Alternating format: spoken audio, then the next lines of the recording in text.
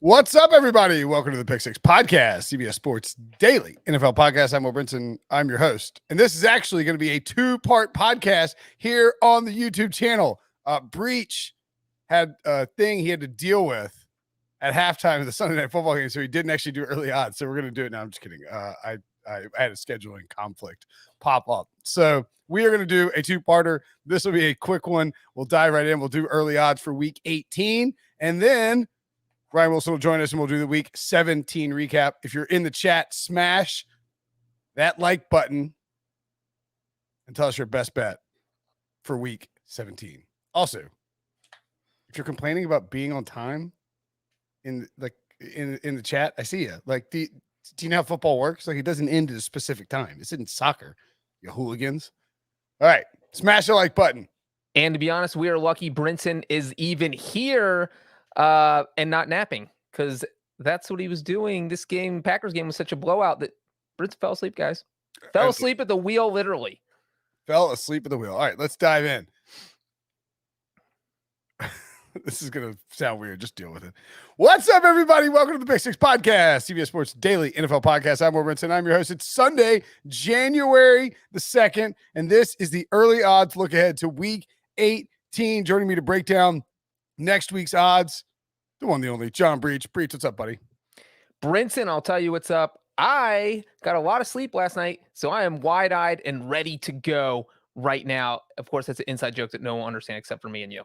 That's right. We're going to dive right in. If you are listening on Spotify, make sure and hit that 5-star rating. They've added that. We can now get ratings on Spotify. If you're watching on YouTube, smash the like button. Turn on alerts, and you'll be notified when we go live. We'll be going live all the time in the playoffs, probably after every set of playoff games or playoff game, depending on when they are played. We got Monday Night Football playoff games this year for the first time, the longest season ever. For the first time ever, Week 18. Feels weird to say, and it will feel weird to pick these games, but we'll try anyway. A lot of them, we'll see major line fluctuation in these. So you're going to want to jump on them early. There's going to be COVID stuff. There's also going to be guys who aren't playing. Let's try and decipher some of these lines. If you have a question about a particular line and want to leave it in the comments, let us know. Chargers, -3 at the Raiders. Over, under 48.5. We've seen some 2.5s here. It has moved up to 3. The Raiders are getting -115 on the juice there. Breech. This is probably going to be the Sunday Night Football game. Ignore that 425 number up there. This is a winner goes to the playoffs matchup between two longtime AFC rivals, AFC West rivals. What do you think about this matchup? Brinson, it is not probably going to be the Sunday Night Football game. As we were recording this podcast, the announcement came out. There we go. It is official. This is the Sunday Night Football game. This is the final regular season game of the year in the NFL. And it is Viva Las Vegas, man. Who would think that the NFL season is going to end in Las Vegas? Look, I think a lot of people counted the Raiders out against the Colts. I think that most people probably didn't think they could win that game.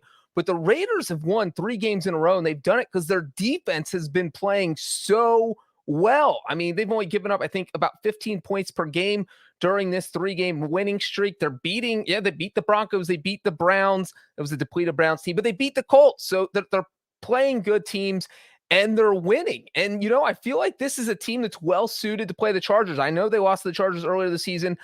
You know what? Chargers struggle to stop the run. The Raiders have Josh Jacobs, and the Raiders defense is playing lights out. So I think they can hang with them. And you know what? This is arguably the biggest NFL game that's ever been played in Las Vegas.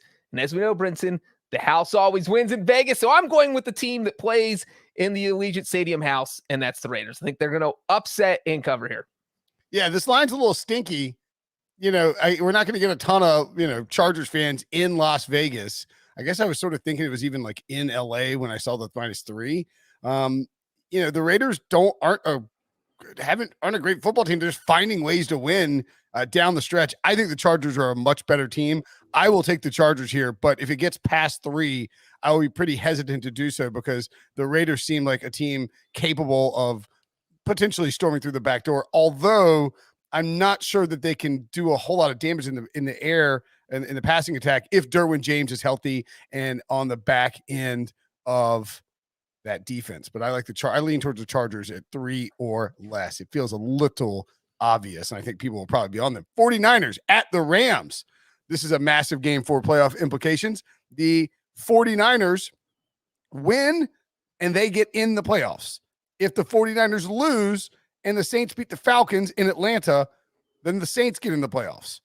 The Rams need to win this game in order to take down the division, because they are still battling with the Cardinals to see who wins the NFC West. So both teams plenty motivated here, because you would obviously get a home game if you win, if you're the Rams, and San Francisco desperate to get into the playoffs after taking care of business against Houston. We know that this game will probably then be in the 425 window, and if they haven't already moved it, the Falcons, and I would guess that they moved Saints Falcons to 425 and put this game at 425 and play them concurrently, rather than moving the 49ers and Rams to 1:00, which would seem unfair for a West Coast matchup. Plus, this seems like it's probably the Fox America's game day of the year or whatever. Right. Well, I mean, it's a doubleheader on both networks. CBS, Fox both get a doubleheader in week 18. And the other thing is, Brinson, I think you're exactly right, because if the Saints played at 1:00 and they lost, the 49ers would know they're in, and there's no division title for them to play for. They could just rest everyone, bench all your starters, and make sure they're healthy for the playoffs. And you know why the 49ers want to do that? Because they have a banged up quarterback. This point spread on the surface, to me, I'm thinking, oh man, like you got to take the Rams here, because the 49ers are going to be starting Trey Lance, who will be making his third career start, who will look okay on Sunday, but that was against the Texans. I'm not going to be overly impressed by anything he does against the Texans. Or they're going to start Jimmy Garoppolo, who has a banged up thumb. We saw what him and his banged up thumb did against the Titans. He was horrible. So that's not a great, if you're thinking about taking the 49ers, it's not very enticing considering that. But Brinson, the 49ers have beaten the Rams 5 straight times, and it really feels like Kyle Shanahan just knows it's the one guy he can always outcoach is Sean McVay. For whatever reason, Shanahan just wins that. So I think I like the Rams to win, but just because the 49ers won 5 straight against the Rams, I'm going to take them to cover. Yeah, if it were 3, I might consider the Rams here. I'll take the 5.5 with the 49ers, given how well Kyle Shanahan has had his teams play against Sean McVay in these spots. And for as desperate as the Rams will be to win the game, because they do want to win the division, I think clearly you're going to see that the 49ers are the more desperate team, because they want to get into the playoffs. Very curious to see how that quarterback situation plays out. And look, Matthew Stafford led a great comeback drive against the Ravens. He was not good for the majority of that game and hasn't been playing particularly well over the last few weeks. With the way that the 49ers can get pressure, it is entirely possible that they can, drum up some hits on Stafford, scare him a little bit. This could be a lower scoring game. You saw the total 44.5. That's really low for 2 high powered, in theory, offenses. These second division games tend to go under 2. I would guess that number doesn't tick down much more. I would think it would move closer to 3 than to 7. So if you like the 49ers, probably go ahead and take them. Now, Steelers at the Ravens. Ravens minus 4.5 for this matchup. Breech at home. It's kind of insane how, like, what happened to this game that we thought would probably be an epic, battle for, like, could be Big Ben's final game. Thought it might, be a huge thing for the playoffs. Not so much. Well, I mean, don't say that, Brinson. Don't say that just yet, because look, if the Steelers win on Monday night, then both of these teams are technically still alive in the playoff race. They would need some crazy thing that Jacksonville would have to beat the Colts for one of these teams to get in the playoffs. So that would be that would be one of the many crazy things that they would need to have happen. But you know what? We've seen crazier things happen in the NFL. So let's not completely rule that out. So the fact of the matter is, if the Steelers win Monday, both teams are still alive in the playoff race, technically, going in the final week of the season. And for me, this just comes down to the fact that this is possibly possibly the final game of Big Ben's career. And so I think likely the final game of his career. So what I want to see first is how the Steelers play Monday night. If they lay an egg in what will be the final home game of his career, then I'm going to be all over the Ravens. If they go out and destroy the Browns because it's the final home game of Big Ben's career, then I am going to take the Steelers to cover and beat the Ravens. I just need to know how inspired the rest of the team feels because of Big Ben's retirement coming up. So I think right now I'm probably leaning Steelers, but I want to see what happens Monday night first. Yeah, the Steelers were +3 on Monday night, and obviously we record this on Sunday night. When it feels like essentially the line movement was motivation based for Monday's game, and the Steelers are now favored by 1. Well, it moved right after the Browns got eliminated from the playoffs. Yeah, correct. Yeah, I mean, so they're just as soon as they were eliminated, it moved. So you could see some sort of movement there as well. Yeah, 3 whole points. Some sort of movement there. I know, it's crazy. Some sort of movement there as well. If the Steelers were to lose on Monday night, then maybe it becomes Baltimore -7. Baltimore much more motivated to win the game. Although Big Ben's final, game of the year, obviously, he would have some interest in that. I would take the Steelers now. I sort of a principal play on a division matchup where you're getting 5 points. Usually these games are 3 points. You see a low total, which means they're not expecting a whole lot of scoring. That means those points are an extra premium attached to them. And the Ravens defense, played better on Sunday against the Rams, but just not a very good unit, particularly against the pass. Ben Roethlisberger should be able to chunk it around on them. And if it's his final game, I think he'll come out extremely motivated. We won't know about Lamar, obviously, until later on in the week. I would guess there's a decent chance of him playing in week 18. Maybe not. I mean, if they don't have much to play for, I don't know why you throw him out there and risk further injury, especially if he's not 100%. So that game will be probably in the 1 o'clock slot. Yeah, probably. And they'll put Indy and Jacksonville in there as well, right? Sounds right. So if Jacksonville, and we got the Saturday games up here as well. You can see the Chiefs -10 at the Broncos, and the Cowboys -2.5 at the Eagles. Anything strike your fancy in those games? Denver has been eliminated, and the Cowboys and Eagles have both punched their tickets. The Chiefs are playing to try and get the 1 seed. They need some help from Tennessee to lose to the Texans, and the Chiefs beat the Broncos, and the Chiefs can leap up into the 1 seed. Right. And I think they put this game on Saturday because if the Chiefs win, that puts the pressure on Tennessee on Sunday. Yes. And also more people are going to be watching a game involving the Texans, which, you got to drum up that however you can. But if the Chiefs lose, then you're the Titans, you bench all your starters. I don't know. The first game, I would probably lean Chiefs because it's so big, and they're coming off a loss. But I just I just don't like betting double-digit divisional games.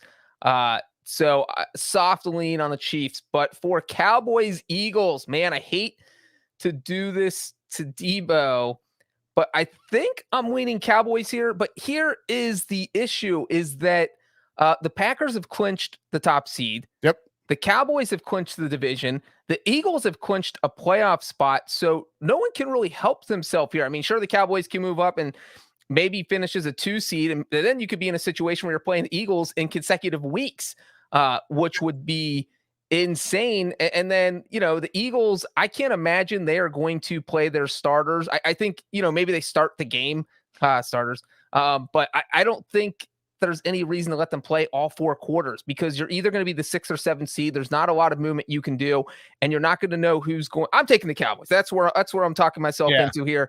The Cowboys won every divisional game they've played this year. And if their starters are out there, Dak Prescott is 14-1 in his past 15 divisional games. So I'm trying to figure out if the Eagles will play their starters at all.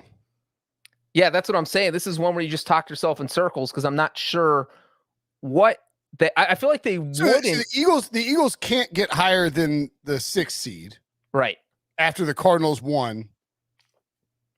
The Cowboys can get to the 2 seed, but they have to win. The Panthers have to beat the Buccaneers, and the Rams have to beat, the 49ers have to beat the Rams. That's a pretty unlikely parlay. A lot happening. Yeah. You're asking for, the Buccaneers are -4. The Panthers are +350. So I'm just trying to do the parlay math on it real quick.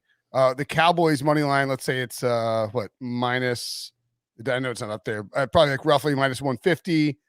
Maybe by the time it kicks off, and then we said the 49ers are plus 205. So your parlay, it's a 22-1 shot. A pretty unlikely chance of that of all three of those things happening. So I would guess that Dallas probably does some scoreboard watching here with this game. Oh no, okay, they're playing Saturday night, so there's no scoreboard watching. And so that's the other thing is that Dallas is gonna have to play their players. Right. I think Dallas that's why I jumped to Dallas. I think Dallas is the team that has to play their starters here, and that's why I'm taking them. And that's a small point spread if you think the Eagles are going to bench their starters. Yeah. I think if the game even spun out a little bit, then Philly would be like, all right, Jalen Hurts doesn't need to be out there taking hits in the fourth quarter of this game if they're down even 10 plus points. Debo, what would be your preference as an Eagles backer? I would be very. What do you? Or have you heard? I know you listen to Sirianni carefully. I didn't know if you'd heard anything and mention what he might do. No, they clinched 20 minutes ago, so I don't think we know too much about what their plans would be. Yeah, the only thing is like when it comes down the line, like you're worried about the wild card round and the divisional round. Like there's a chance if you get the 6th seed that you have one home playoff game, which would be the conference championship, but only if you're playing the 7th seed. So that is such an unlikely scenario that I don't see that it's worth it for them. Yeah. I would expect that they maybe play their guys a half because it's on Saturday on national TV. And if the Eagles win and the 49ers win, the Eagles get the 7th seed anyway. And the Eagles lose, they get the 7th seed. The only way the Eagles don't get the 7th seed is if they win and the 49ers lose. Right. And then even then you're still just getting the 6th seed, and you don't know who you're going to play because those teams are up in the air and it's on Saturday. A lot of scenarios have the Eagles playing. About like 75% of the scenarios have the Eagles matching up with the Bucks in the first round, whether it's 2-7 or 3-6. And the one thing I will say, I've been, and we'll talk about it in the recap, a little disappointed with the starts that the Eagles have had. So I could see them definitely, structuring a game plan around the starters for the first half, like you said, but then pumping the brakes a little bit in the second half. If Dallas, even if it's close or if Dallas pulls away slightly, I could definitely see that. Or maybe Nick Sirianni will pull a Doug Peterson and anger all of America by losing his final regular season game in primetime. Smash that like button if you're watching on the YouTube machine. Let's get those like buttons up. Maybe we'll give something away. Something. Debo fly to your house and wave his arms like an eagle. Debo's been banned from all airports. That's true. I would say that. Yeah, I think the Cowboys is a play right now. Take the Cowboys minus 2.5 if you're looking for a bet to jump on. Okay, moving along. Those are the Saturday games. Bengals at the Browns. The Browns are minus 3 in this game. Over under 44. I'm not even sure why that's the case. I guess Debo, I should probably follow what Debo put on the screen instead. You want to talk about Bengals Browns, or you want to skip to Saints and Falcons? Brinson, what do you think I want to talk about? Bengals Browns. So Debo, light us up with the Bengals Browns action. I don't really understand why the Bengals are dogs here. They can still get the 2 or the 1 seed even. A lot has to happen. Oh, they'll know if KC's clinched the 1 seed, or they'll know if they can't. Is that right? Right. If KC wins, the Bengals can't get the 1 seed. Okay. Yeah. So they'll know on Sunday morning whether or not they can get the 1 seed. I've literally been thinking about this for about the past hour during the Packers-Vikings game got boring. So in my head, I was doing all the mental gymnastics. And here is the conclusion I've come to. Joe Burrow has gotten beaten up all season. This is the perfect spot to rest him. You have like a 0.5% chance of getting the top seed.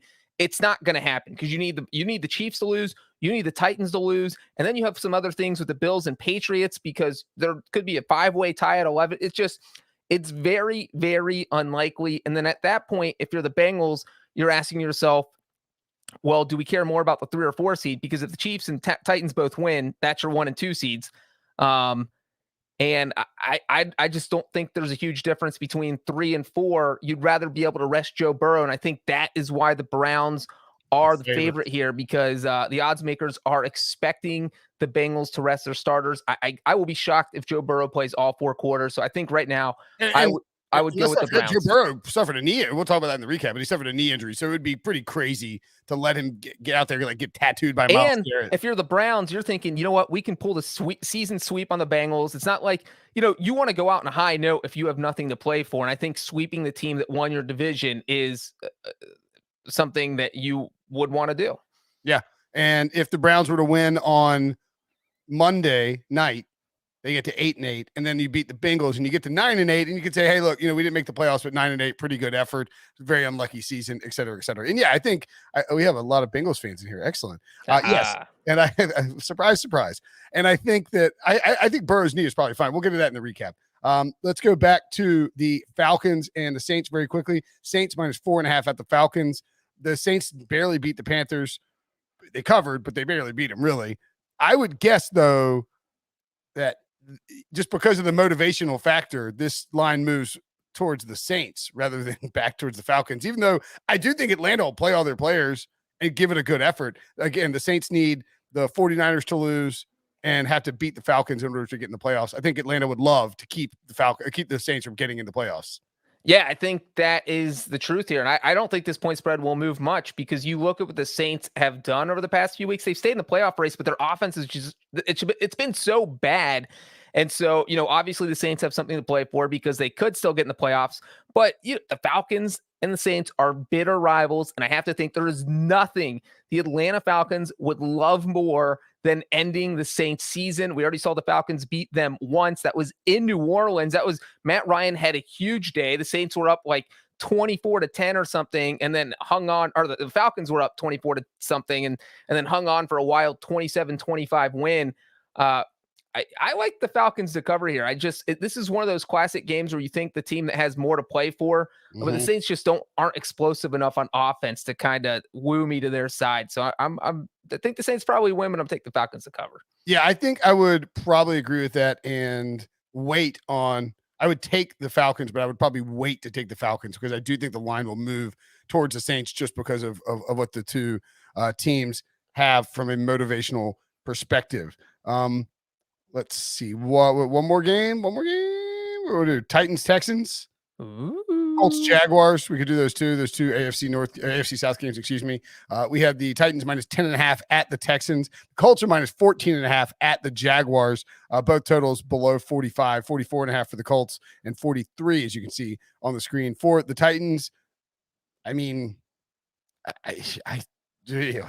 so the Colts win and they're in. And the Titans win. Well, if the Chiefs win on Saturday afternoon, if the Chiefs lose on Saturday afternoon, right, the Titans play for nothing. They clinch the top seed. So you definitely want to wait to bet this game until after the Chiefs game because the Titans would sit everybody. The Texans might be favored if the Chiefs lose. Yeah. The Titans would sit probably everybody if the Chiefs were to lose, because then the Titans didn't have to do anything to get the top. Well, no, couldn't the Bengals still steal the top seed? No, if the Chiefs lose, yeah. If the Chiefs lose and the Titans lose, the Bengals would steal the top seed. So no, because you also have the Patriots and the Bills in it. Yeah. Yeah, no, you're absolutely right. So the Titans are likely to play all their players here. There's a decent chance we see some Derrick Henry, although I would think that they wait till the playoffs. And yeah, the Titans will be very motivated in this game. I like Tennessee here. They've annihilated the Texans the last 2 years in week 17, now week 18, in this basically this exact same spot. And I would probably lean towards the Colts just because of the importance of that game and how they can lean on Jonathan Taylor and just sort of run the ball into the Jaguars, run the Jaguars into the ground, basically. Same thing with the Titans. And if there is a 5-way tie at 11-6, the Bengals get the 1 seed.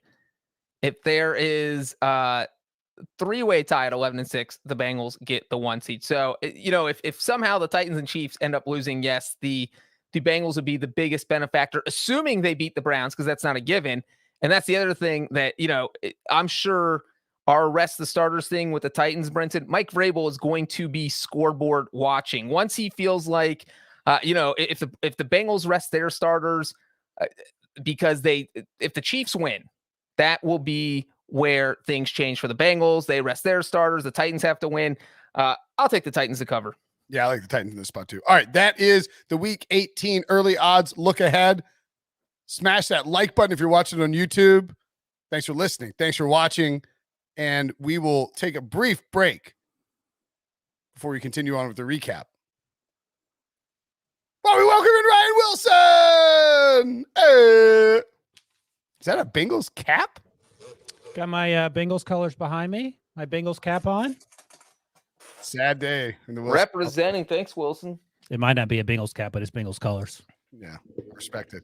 All right. Do you guys want to dive into the old recap? The Orioles. There you go.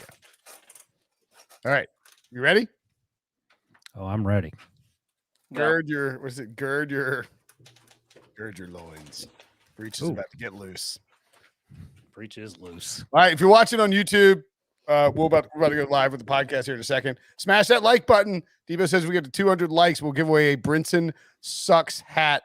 There's a disparate amount of people watching versus number of likes. So hit the like button. It's right there. Boop. Feel free to subscribe while you're at it as well. Okay. Let's go live. What's up, everybody? Welcome to the Pick Six Podcast, CBS Sports Daily NFL Podcast. I'm Will Brinson. I'm your host. We're here to break down. It's actually Monday, January 3rd. The clock has already turned. We did a recap. We did a Week 18 early odds look ahead. That's in the feed as well. You can check that out. And we're going to break down the playoff scenarios. Tons of action on absolutely insane Week 17. You know, I know that we don't necessarily believe that football needs to be longer, but it did make for like a, I don't know, like Week 17 was really cool, and it's setting up for like a Week 18 that maybe a little more boring. But I felt like there was no, like, as all this stuff is kind of happening in Week 17, usually in Week 17, everybody's sitting their players. Anyway, joining me to break it all down, Ryan Wilson, John Breech. What's up, boys? You're looking very orange out there. Yeah, I'm celebrating Breech's successes, and unlike Breech, I'm not being passive aggressive about it. I hope all the best for Cincinnati and Philadelphia. In fact, I hope they meet in the Super Bowl so we can see Breech and Debo have a fist fight. That's where I'm going. Well, first of all, Debo and I would not have a fist fight. We would pregame at a bar in Los Angeles and then walk in the stadium happily together that our two teams are there. And then Debo would actually probably cheer for the Bengals since his team just won a Super Bowl in 2017. He would want to share the wealth because that is the kind of guy Debo is. But I will definitely be mentioning the Bengals as often as possible on this podcast. So you guys might want to mute me. Can you mute me, Brinson, or do I have to mute myself? You can't mute me, can you? I have no power.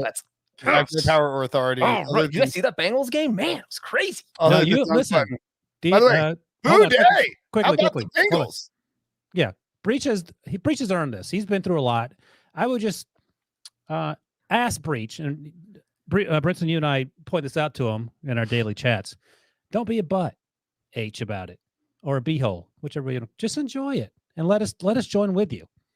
No, you can't have somebody as downtrodden as a Bengals. Well, you know what's funny is I like take this honorably, or like I was going to tell you guys that you guys say I talk smack more than I actually do. You guys, which is also hilarious. But you know what? Just to give you the mindset of a Bengals fan, one of the first texts I got after the Bengals beat the Chiefs was, "Oh God, who are we going to lose to in the playoffs?"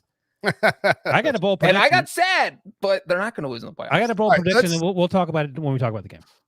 Yeah, let's if you're watching on YouTube, hit the like button, youtube.com/pick6. We go live, and subscribe and get alerts. We go live after every primetime game. We will also be going live during the playoffs. Those will be fun. Those will be a little bit earlier during the day too. Tons of live shows during the playoffs, so you can hang out in the chat with us. We have a ton of Cincy folks in there. I don't know if is it Breech brought him in, or was our buddy Colin Bear? I think that's how you pronounce his last name. I think I owe him $100. I thought it was a lot more, so I'm actually fine with that.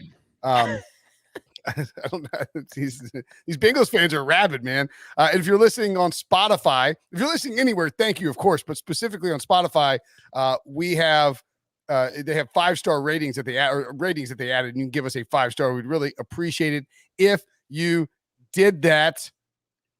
Let's get into the playoff picture. So notable movements from this weekend. The Bengals, as we point out, clinched the AFC North. Congratulations, Breech. We definitely made fun of the idea that of anyone betting on that. Like before the season, the Titans clinched the AFC South. The Patriots, Bills clinched playoff spots in the AFC. The Eagles clinched a playoff spot in the NFC, and the Packers clinched the number 1 seed in the NFC as well. If you've been hanging out with us watching the early odds show, there may be a little bit redundancy here as we talk about the playoff picture, but not everyone will listen to that podcast. So bear with us. I didn't listen to it, so this will all be new to me. There you go. Teams eliminated on Sunday include the Broncos, Dolphins, Browns. I think that Falcons with their rounds.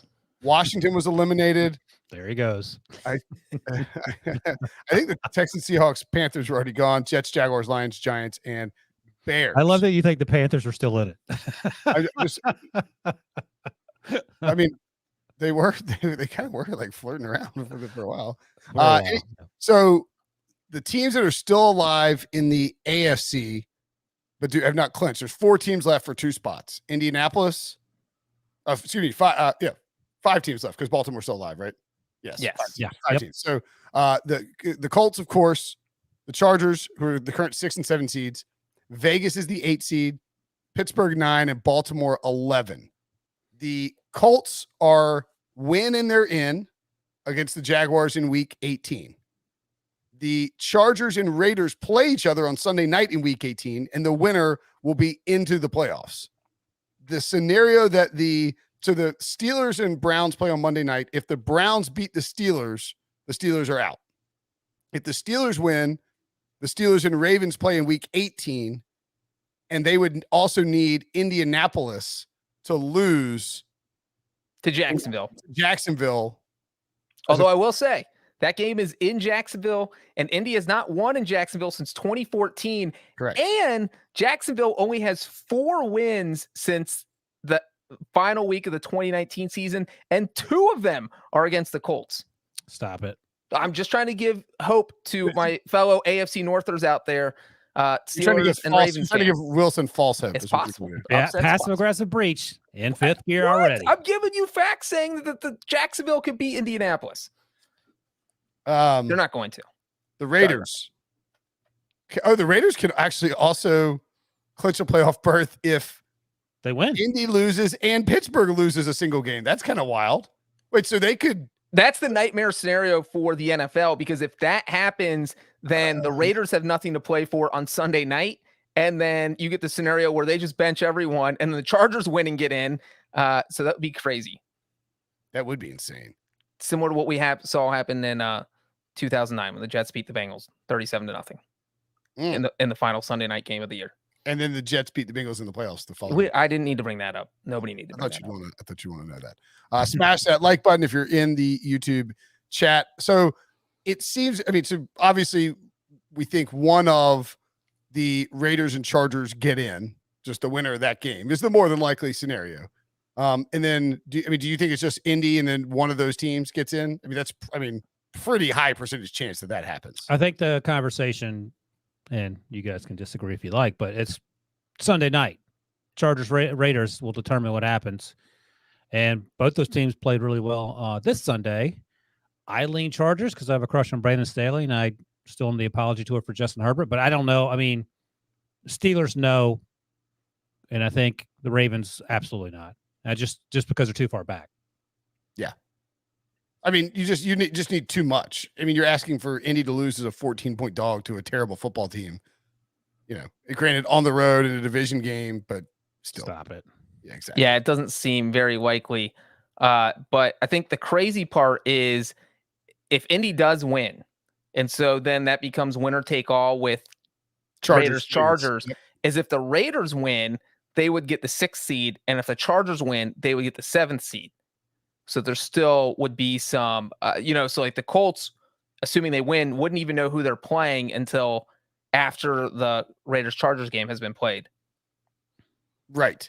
So for the number, all right, so that's sort of how it's shaken out in the bottom of the AFC. For the number 1 seed, the Tennessee Titans can clinch the 1 seed with either a win over the Texans, which will be on Sunday, or KC losing, Cincinnati losing, and New England losing, or KC losing, Cincy losing, and Buffalo winning, which is kind of wild. In other words, it's like the way, if it's like a 4-team tie at 11-6, the Patriots get the first overall seed. If it's a 5-team tie, Cincy gets it. And they just need to go beat the Texans, which they should be able to do because the Titans.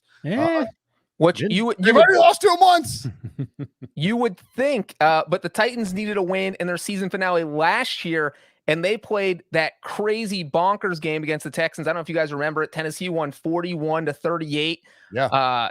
And Derrick Henry went nuts in that game. They were a 7-point favorite in that game. So it was one of those, the Titans are going to win this easy. And then they didn't win it easy. Yep. Brinson, Derrick Henry went nuts with, I think, 250 yards and 2 touchdowns. Yep.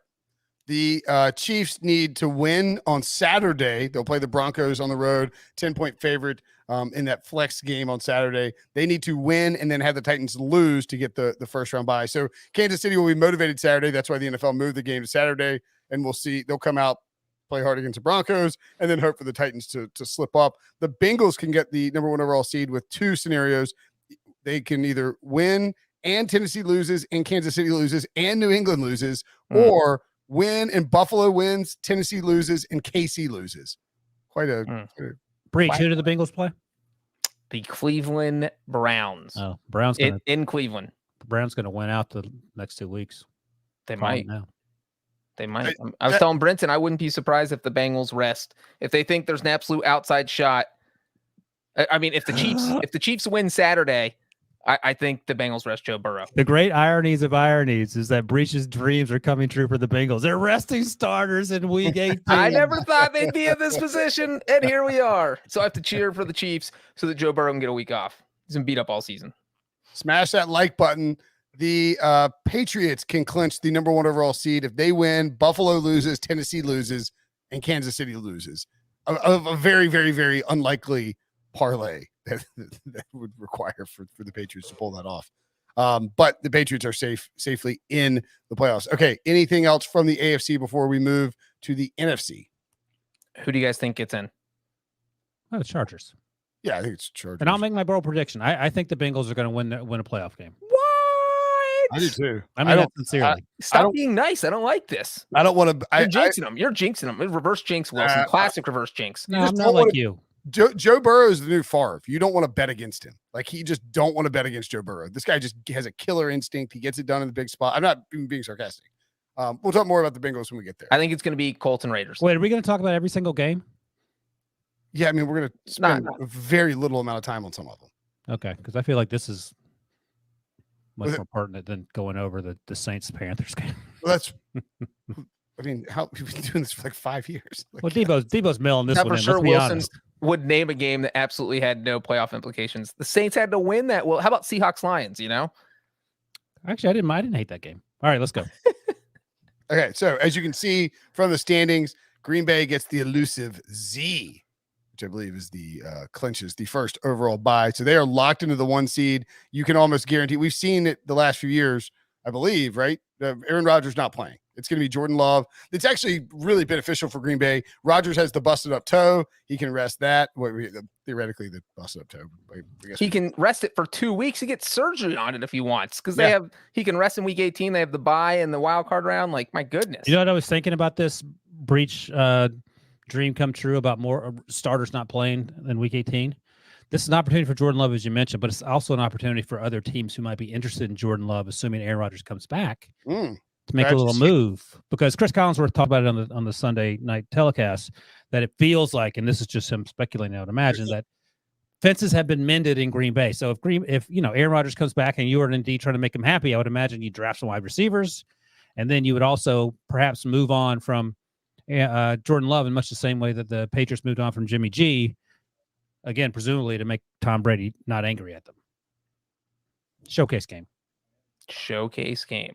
Rodgers actually said, is saying right now in his press conference, or just said, that he was checking out the end of the Cardinals-Cowboys game, saw Kyler Murray run around the edge to ice the game, and he knew that all they had to do was go win against the Vikings in the night game, and they would have the number 1 overall seed. The Rams are the current number 2 seed, but they have to win. Let's see, if they win against San Francisco they get the division. If San Francisco win, that game is a huge game because if Arizona wins and the Rams lose, Arizona takes down the division. Let me ask Breech a question because I know the answer from you, Senior Dum Dum. Breech, in this game next week for the Rams, would you rather have a completely healthy Jared Goff or a completely healthy Matthew Stafford? Oh my God. I'm asking Breech. This is not what we do during the playoffs picture. I just have a quick question. You can answer. I mean, save it for the Rams recap. No, it's a 5-second answer. For right this second, Matthew Stafford, but I mean, he's been struggling a lot. Okay, there. See, easy done. You're so. That's you. You don't want to face reality. The Buccaneers have clinched the NFC South. The Cowboys have clinched the NFC East. So the only division left up for grabs is the NFC West. The Cardinals and Rams can, obviously flip if the Cardinals were to win against the Seahawks at home and the Rams were to lose, and the seeding can still go every which way. So the Cowboys are playing on Saturday, and as Breech and I talked about in the early odds show, they play the Eagles. They're 2.5-point favorites. You probably want to go ahead and bet that now because it should move towards the Cowboys. The Cowboys, by virtue of a win, coupled with a loss from what do they need for the number 2 seed? Breech, what do we decide? Well, they have to win, and the Rams and Buccaneers both have to lose. Yeah, so it's like 22-1 in a pretty unlikely scenario. So the Buccaneers have to lose to the Panthers. But you know what else, Breech? Now, if the Rams lose, the Cardinals have to lose too, because the Cardinals would get the 2 seed above the Cowboys because they have the head-to-head tiebreak now. So if the Rams lose, oh man, this is a really difficult road to get the 2 seed for the Cowboys. They need the Cardinals, Bucks, Cardinals, Bucks, Rams to all lose, and they would get the 2 seed at 12-5 with a 3-way tie against the Rams and the Bucks. Cardinals would be the 5th seed in that scenario. And the 49ers would get into the playoffs by virtue of beating the Rams. If the 49ers win, they can win and get in, or win and the Saints lose to the Falcons. If the 49ers lose and the Saints beat the Falcons, the Saints are your extra player, your extra wild card team. I think I got that right. A lot of craziness. And, it's like Russell Wilson against the Cardinals. That's not too crazy. It could be his final game in Seattle. Wants to go out with the Seahawks. Wants to go out with a bang. Obviously, the 49ers beating the Rams isn't too crazy because they've won 5 straight against the Rams. So I think the craziest part of this would be the Buccaneers losing to the Panthers. But even if the Cardinals and Rams both lose, the Cowboys could at least jump up to the 3 seed. Yes, that is correct. If either of, oh wow, you know what? No. If there's if the Bucks lose, but the Cardinals and Rams win, the Cowboys would still just be the 4 seed. This is wild how much stuff can move around. So really, anybody from any of LA, Tampa Bay, Dallas, or Arizona can end up as the 2 seed still. So that's why the Cowboys should be motivated on that Saturday game to play. And then, of course, you have the wild card spot. San Francisco, Philadelphia is in. We don't think Philly might potentially rest their players in that Saturday game because of they're locked into either 7 or 6. And they have no earthly idea who they're going to play. So you're not going to you're not motivated to beat the Cowboys just so you can to decide your wild card weekend opponent. You just sort of let it go as it falls, or let it play out as it falls, and then just try to be healthy for the wild card. I think that's probably the move for the Eagles, right? Yeah, I don't know why the Eagles would play anyone. But although, you were just talking about Aaron Rodgers said after the game against the Vikings on Sunday night that he absolutely wants to play next week, and he plans on playing. And I'm guessing, yeah, he said that. I'm guessing that has to do with the fact that he does not want to sit out for 2 weeks and get rusty. And that's a long time, because then by the time you're back on the field, it's been 3 weeks since your last game. And, I understand why someone would want to avoid that, but that's, only applies to the team that gets the bye. If you can rest your starters in week 18, then you have the bye, and then you don't have to play till the divisional round. But yeah, he said, I'm going to play this week. I expect Devontae to play and our guys to play.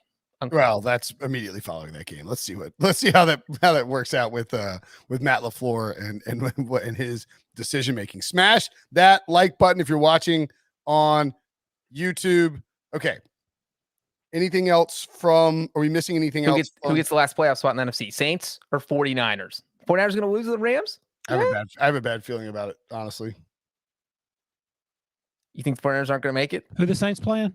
Saints are at the Falcons. Oh, I mean, Falcons will try hard in that game to knock the Saints out of the playoffs, though. Falcons can score. I don't know if the Saints can. The Saints defense is really good. That game could be 6-4 or something. Yeah. For 2 safeties. And I will say, everybody knows about the Super Bowl draft we did, where we each picked 4 teams to win it all, including where our are we listener. at on that, Preach? My two teams are the 49ers and the Saints, right? C-Rad is the only person who currently has all 4 of his teams in: Buccaneers, Cardinals, Titans, Colts. That was our listener who participated. I can get all 4 in if the Chargers get in, because I also have the Bills, Cowboys, and Bengals. Brinson is going to get 3 because he has the Chiefs, Rams, who are definitely in, but he also has the 49ers and the Saints, and only one of them can make it. So Brinson will be down a team. Wilson, I'm guaranteed a team then. Wilson, who we just said 2 weeks ago might have an argument for the best draft, or 3 weeks ago, is down to 2 teams. Or I guess the Ravens could still have an outside chance of making it. But he has the Packers, he has the Patriots, and the Ravens. I'm such a loser for not taking the Bengals when I had my chance to snake them from you. Last round, man. I got him in the All right, I got a Aaron division winner in Rodgers. the last round. Aaron Rodgers, don't play next week and get hurt. Everything Wait. rests on you. You're Chris, you need to Skywalker. rerun the poll and see who gets the highest votes. Oh, I still think it'll shut be up, C-Rad. The games were so crazy on Sunday that the 49ers won their game, and their division their playoff odds dropped 22.9% from 86.4 down to 63.5 because the Saints, the way that things shook out, it basically left them having to beat the Rams, who the Rams are a good football team. I know you hate Matthew Stafford with all your I don't hate him. I just And point out how a much you big love part him. of that, Brinson, just because people might be wondering, how can a win? How do you drop 22%? And it's because the projections originally had the Cowboys beating the Cardinals. And if that had happened, then the Rams would have clinched the division. They wouldn't have had anything to play for in week 18. Correct. And so that's what the simulations assumed. But since that didn't happen, now the 49ers are in very hazy territory. Well, and with the way that with the Eagles, with the Eagles clinching a spot and winning, right? That changed things too, because now it left only one spot where, whereas before, if the Eagles had lost out, they could have done that. They could have, it would improve the odds for the 49ers. By the way, I got a fun fact before we move on back to the AFC. We're not going to talk about the Steelers because they didn't play yet. But Alan Saunders of the Pittsburgh Post-Gazette tweeted this out, and this would be the best thing ever, and I would love it if it happened. Even if the Steelers went out and the Jaguars beat the Colts, it's not clear the Steelers would get in, because if the Sunday night game between the Chargers and the Raiders ends in a tie, oh, that's right, they would have the Steelers, and the Steelers would still be out, which would be a perfect ending to this craptastic 2021/22 season for Pittsburgh. Yes. So pray for a tie. That would be fun. Yeah. Then I don't know who gets in then if they tie that Sunday night game, Breach. Are you assuming the Colts win? No, the Colts lose to the Jags, because that's the only way the Steelers would have a chance to get in.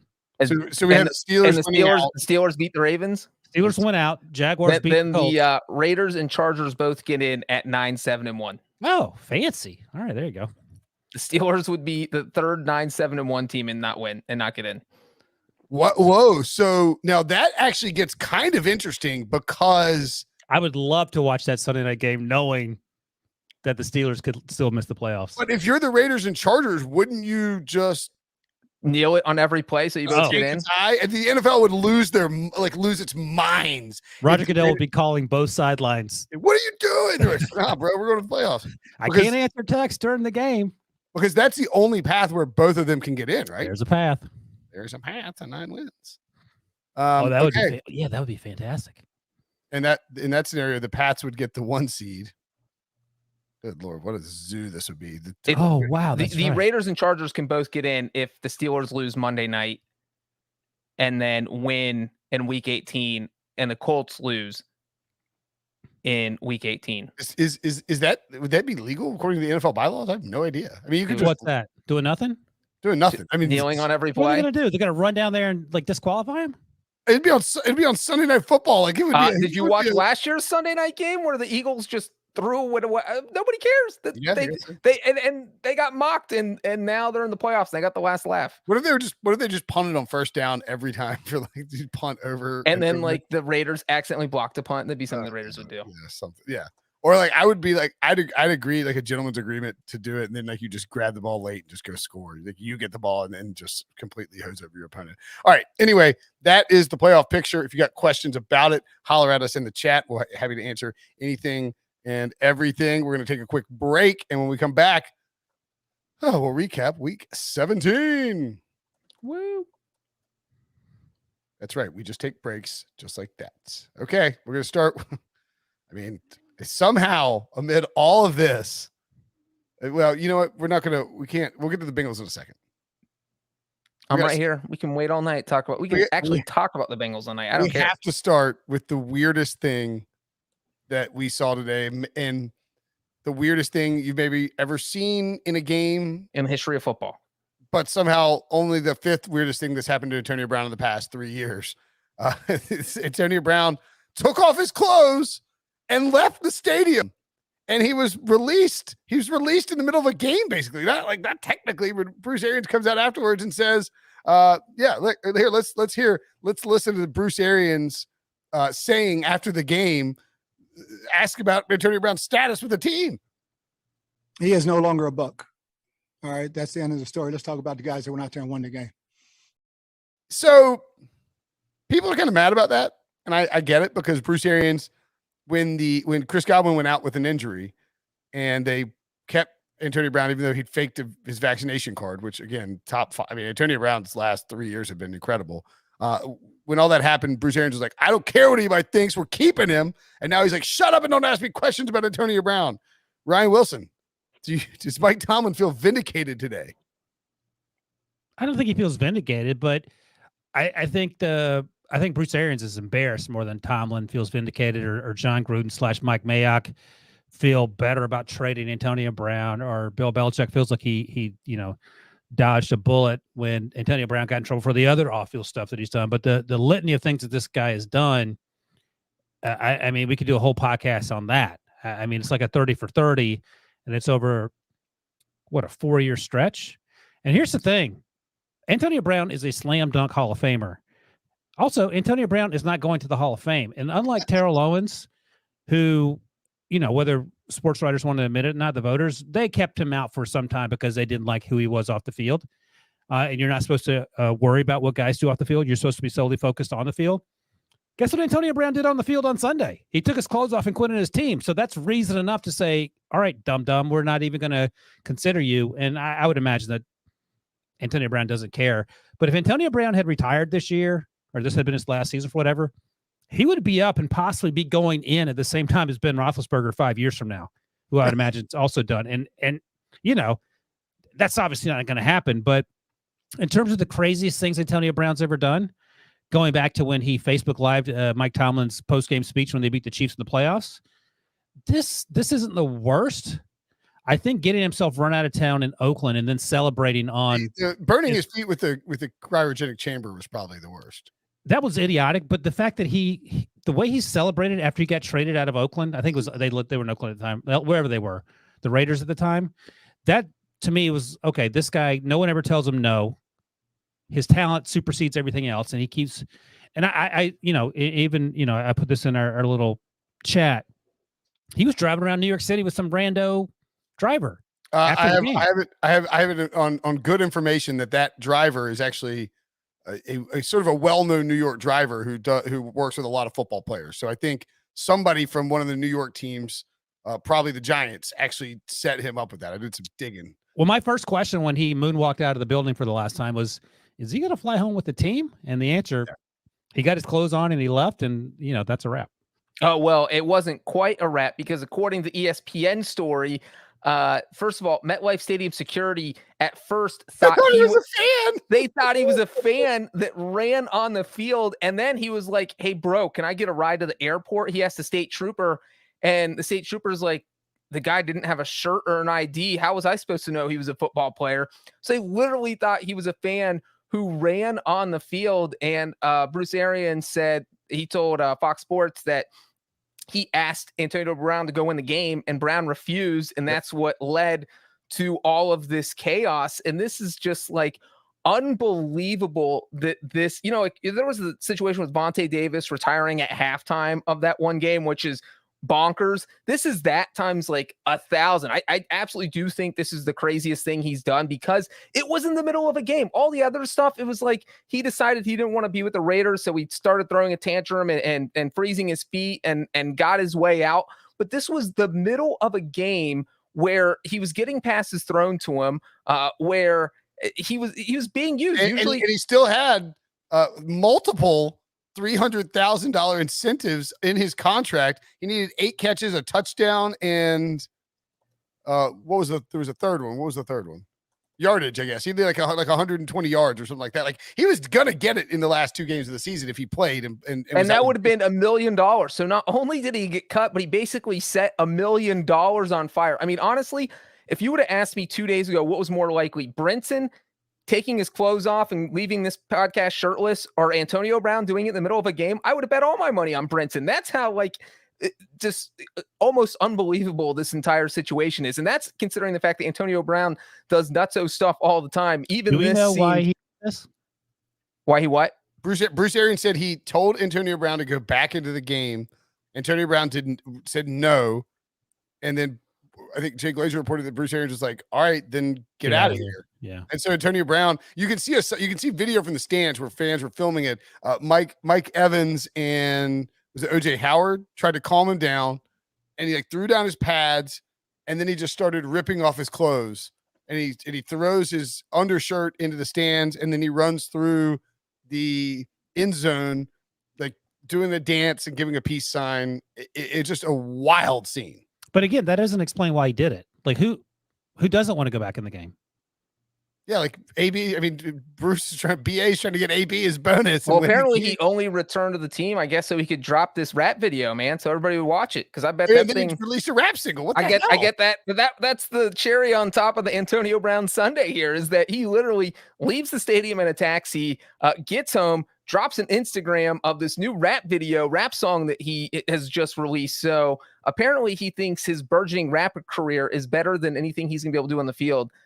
So yeah, if you want to get if you want to understand the whole shebang, maybe we need to listen to his song and break down. It's 1 minute and 54 seconds. There's nothing in there. Do we need to break down the lyrics? No, we don't. Tom Brady, by the way, came out and said after the game that he wanted people to be compassionate towards Antonio Brown, and that he wasn't sure he didn't realize any of this was happening until after the game, which kind of, it's easy for us to sit here. You're not on the NFL sideline. Like, when you're on an NFL sideline or any football sideline, it's chaos, man. Like, so much stuff is happening. I mean, you would think that Tom Brady would definitely realize that Antonio Brown took his shirt off and moonwalked his way out of the stadium, as Wilson likes to point out. He had no idea until after the game, which is kind of crazy. Or he's lying, either one of the two. But he did urge everybody to be compassionate towards AB. Brady has such a weird relationship with Antonio Brown. It's always been very, very bizarre. Hey, look, we've talked about this before. Antonio Brown very well may have mental health issues, and that's nothing to laugh about. And there was actually CBS Sports, the CBS Today show, the NFL Today did a segment on AJ Brown and his battles with depression, which I didn't even know about. And those are important things we need to talk about. But there's also something to be said for continuing to put people in situations where they're stressed out and do things like this. And it's happened time and time and time again. And this does not reflect well on Bruce Arians, who presumably knows all the issues that Antonio Brown is confronting. I think it does reflect relatively well on Tom Brady in some fashion, that he took him into his home. He's tried to sort of not father him. They're 10 years apart or whatever, but to be a guiding voice for him, or whatever you want to call it. But as far as I'm concerned, Bruce Arians in the front office, this is basically pointing a flamethrower in your face and being surprised when it burns your face off, because it was only a matter of time that this was going to happen. And I've talked to I've talked to people that play with Antonio Brown in Pittsburgh. My first question was, do you think this is like CTE? And I'm not being funny. I'm legitimately asking. Yeah, sure. He's taking a ton of hits. And, Breech's guy, was that Vontaze Burfict that knocked his block off in that playoff game, Breech? That was, right? Yes. Yeah, I mean, he has not been the same since that playoff game. Maybe not. But I asked this question, and the response I got was, Antonio Brown is basically a dumbass. And that's, it had less to do with, in their mind, the potential head injury stuff. And, this person's not a doctor. What do they know? But they played with him and they've been around him. And, the Facebook Live thing, that doesn't seem to make that's not something a rational person would do, knowing Mike Tomlin.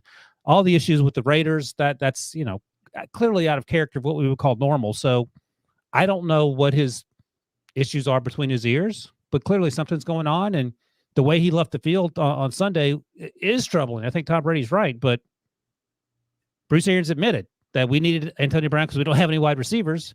And now they're down another wide receiver. And we always say don't bet against Tom Brady in the playoffs. He's going to be pretty magical to make something happen, I feel like, in January. Well, he was magical on Sunday, and it kind of got overshadowed. Beat the Jets, Breech. He went 93 yards with no timeouts, and very casually, after Robert Saleh decided to go for it on 4th down and called a QB sneak. My God, the whole game was. Breech, let me ask you this: can you name without looking? And if you already know, don't answer.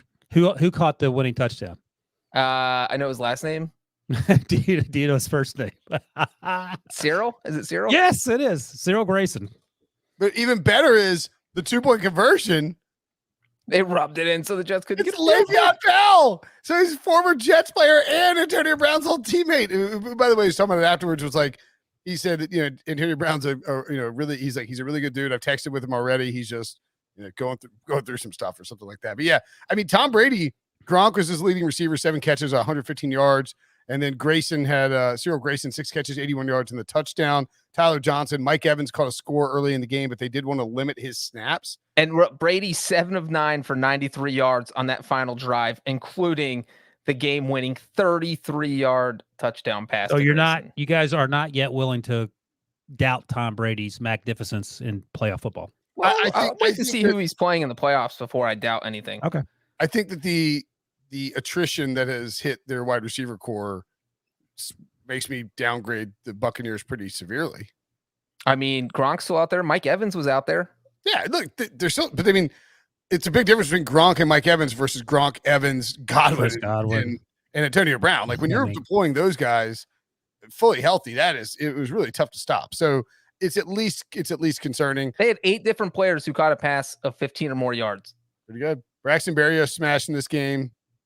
You got to feel bad for the Jets. I mean, Tom Brady, this franchise has been just destroyed by Tom Brady for 20 years, and it just gets one more in out. By the way, someone mentioned in the comments, and I mentioned this earlier on HQ. Vontae Davis retired in the middle of that game a couple years ago, and people at the time were confused. But you felt like after he spoke, like, oh, okay, I get it. The guy just didn't want to play football anymore, and the way he went about it was weird, strange. Yeah. But Antonio Brown's feels like it's a whole different conversation. He ran out. I mean, like, I think I can't remember what the first tweet I saw was, but somebody said Antonio Brown just took his clothes off and left the stadium. It was like Scott Hansen on the pedophile hunter. Okay. Scott Hansen on the Red Zone seemed confused too. Usually he's never at a loss for words to explain what's going on, and he struggled to explain, and he kept saying Antonio Brown's topless, which I found at the time funny, but we may come to learn that this is not funny at all, but just incredibly weird. And I would just urge teams in the future looking to sign Antonio Brown, make sure you understand what you're getting into. And if Antonio Brown needs help, get him help. Don't just throw him out there and expect him not to do the things that we know he's going to do. He has burned every team he's played for. All right. Oh, and here's the most Jets stat ever. Michael Carter had a 55-yard run in the game. How many rushing yards do you think he finished with? 54, because he dealt with a concussion after he for a loss of 1, right? Well, he got hurt, but he had less yards than he. Are you mad that I knew the answer? Is that what the? No, you got it right. I'm saying that he got 0 yards after. Oh! Also, you guys want to hear a pet peeve of mine? Sure. I hate it when people misuse less and fewer. I'll just leave it at that, Breech. What did I say? You said less yards. Oh! It's All fewer right, yards. let's not rile up Breech too much here, Wilson, because we're going to move on to the Bengals. Oh, The Cincinnati come on. Bengals won the Cincinnati. division, won the AFC North with a 34-31 victory over the Kansas City Chiefs in what easily goes down as the most exciting game of the day. I mean, this is a thrilling game. And by the way, I don't know if you guys noticed this, but as soon as Antonio Brown took his shirt off, like every game went nuts. Like all of a sudden, the 1 p.m. slate was just pure insanity. And it was a great finish, including this one, which featured Joe Burrow and Jamar Chase.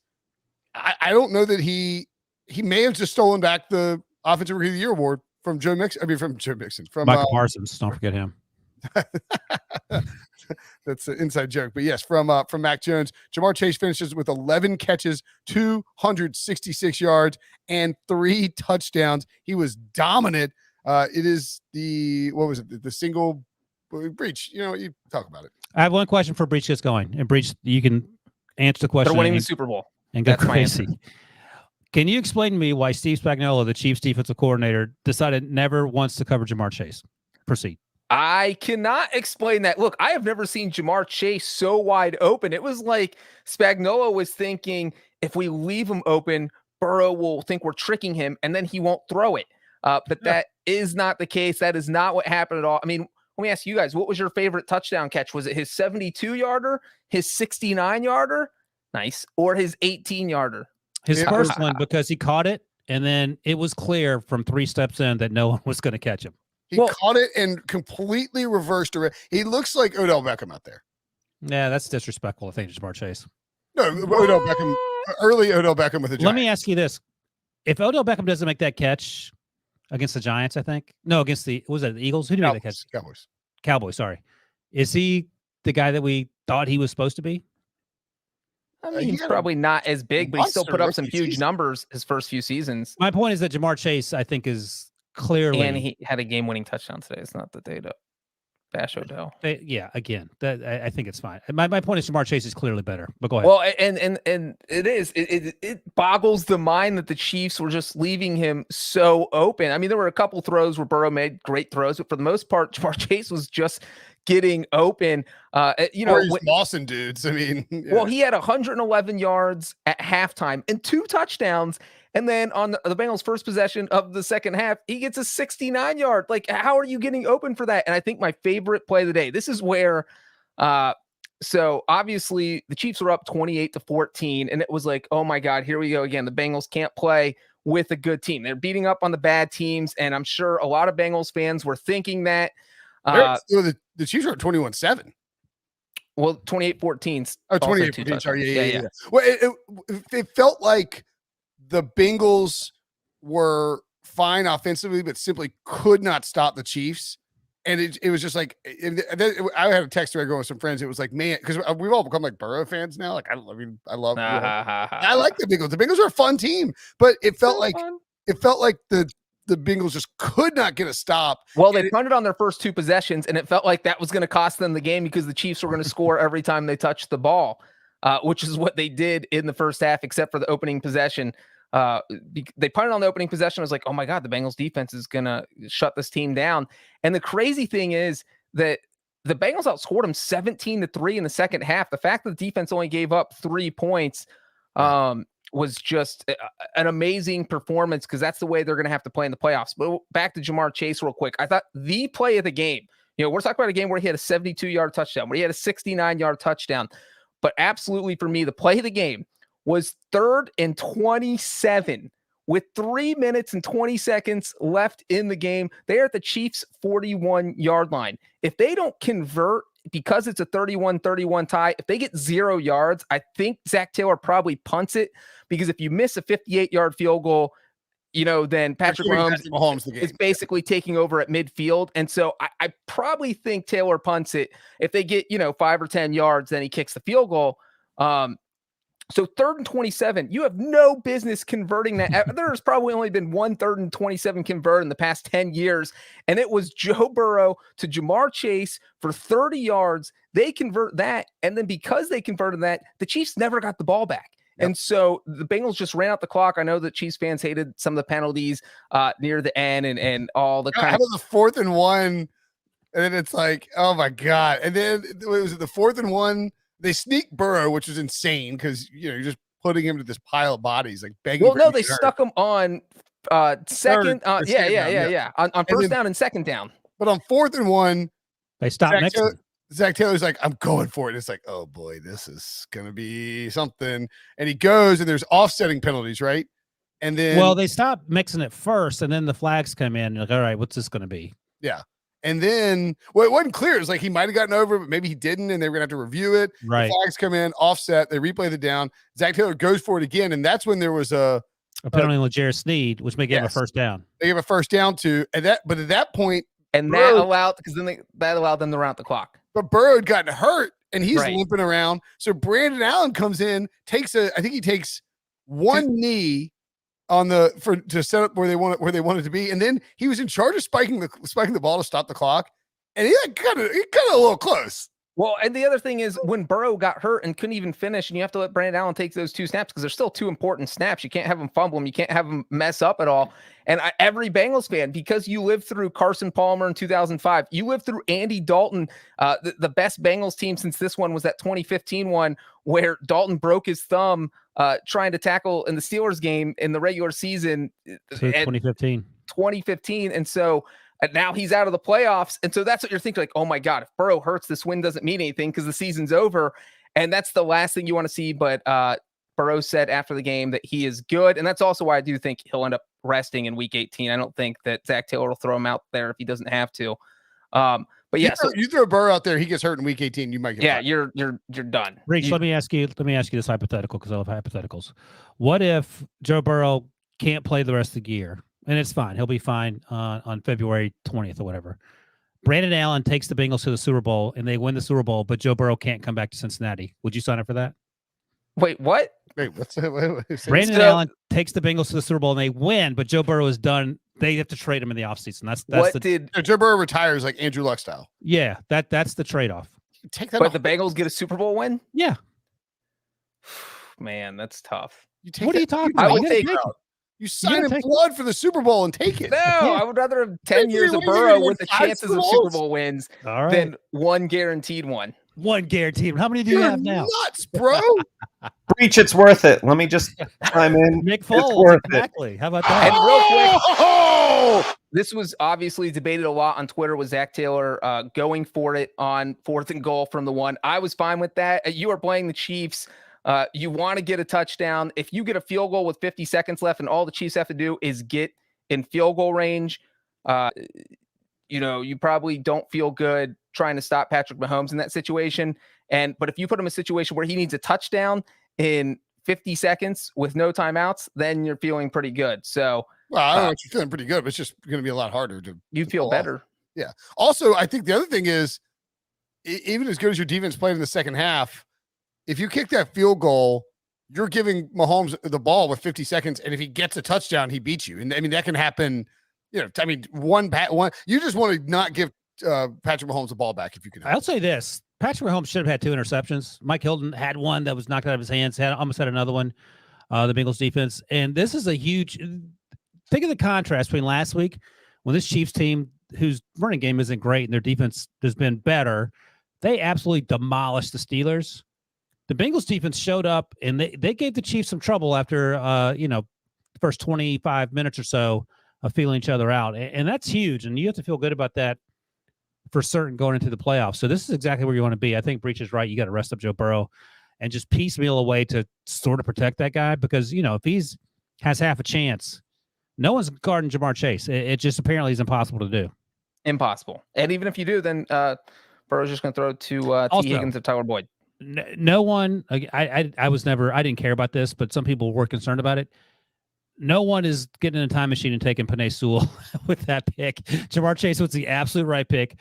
Jackson Carman, whatever. If he ends up retiring next year, it doesn't matter. This was worth it. You can draft an offensive lineman. And that is even though Joe Burrow is the most sacked quarterback in the game this year. Got hit so many times today that he didn't even finish the game with a nameplate on his back. But yes, they absolutely made the right decision. Yeah. just like a lot of us said they did. Okay. Anything else? Breech. Anything else you want to just got to get ready, mentally ready for this playoff game that's going to be coming in 2 weeks in Cincinnati. Yeah, I mean, that's the other thing too. That's why you would take the Super Bowl now, because like if we told you that you went to the playoffs 7 times with Andy Dalton and never won a playoff game, but you could just get rid of Andy Dalton after 1 year and guarantee a Super Bowl, you just need to take the Super Bowl.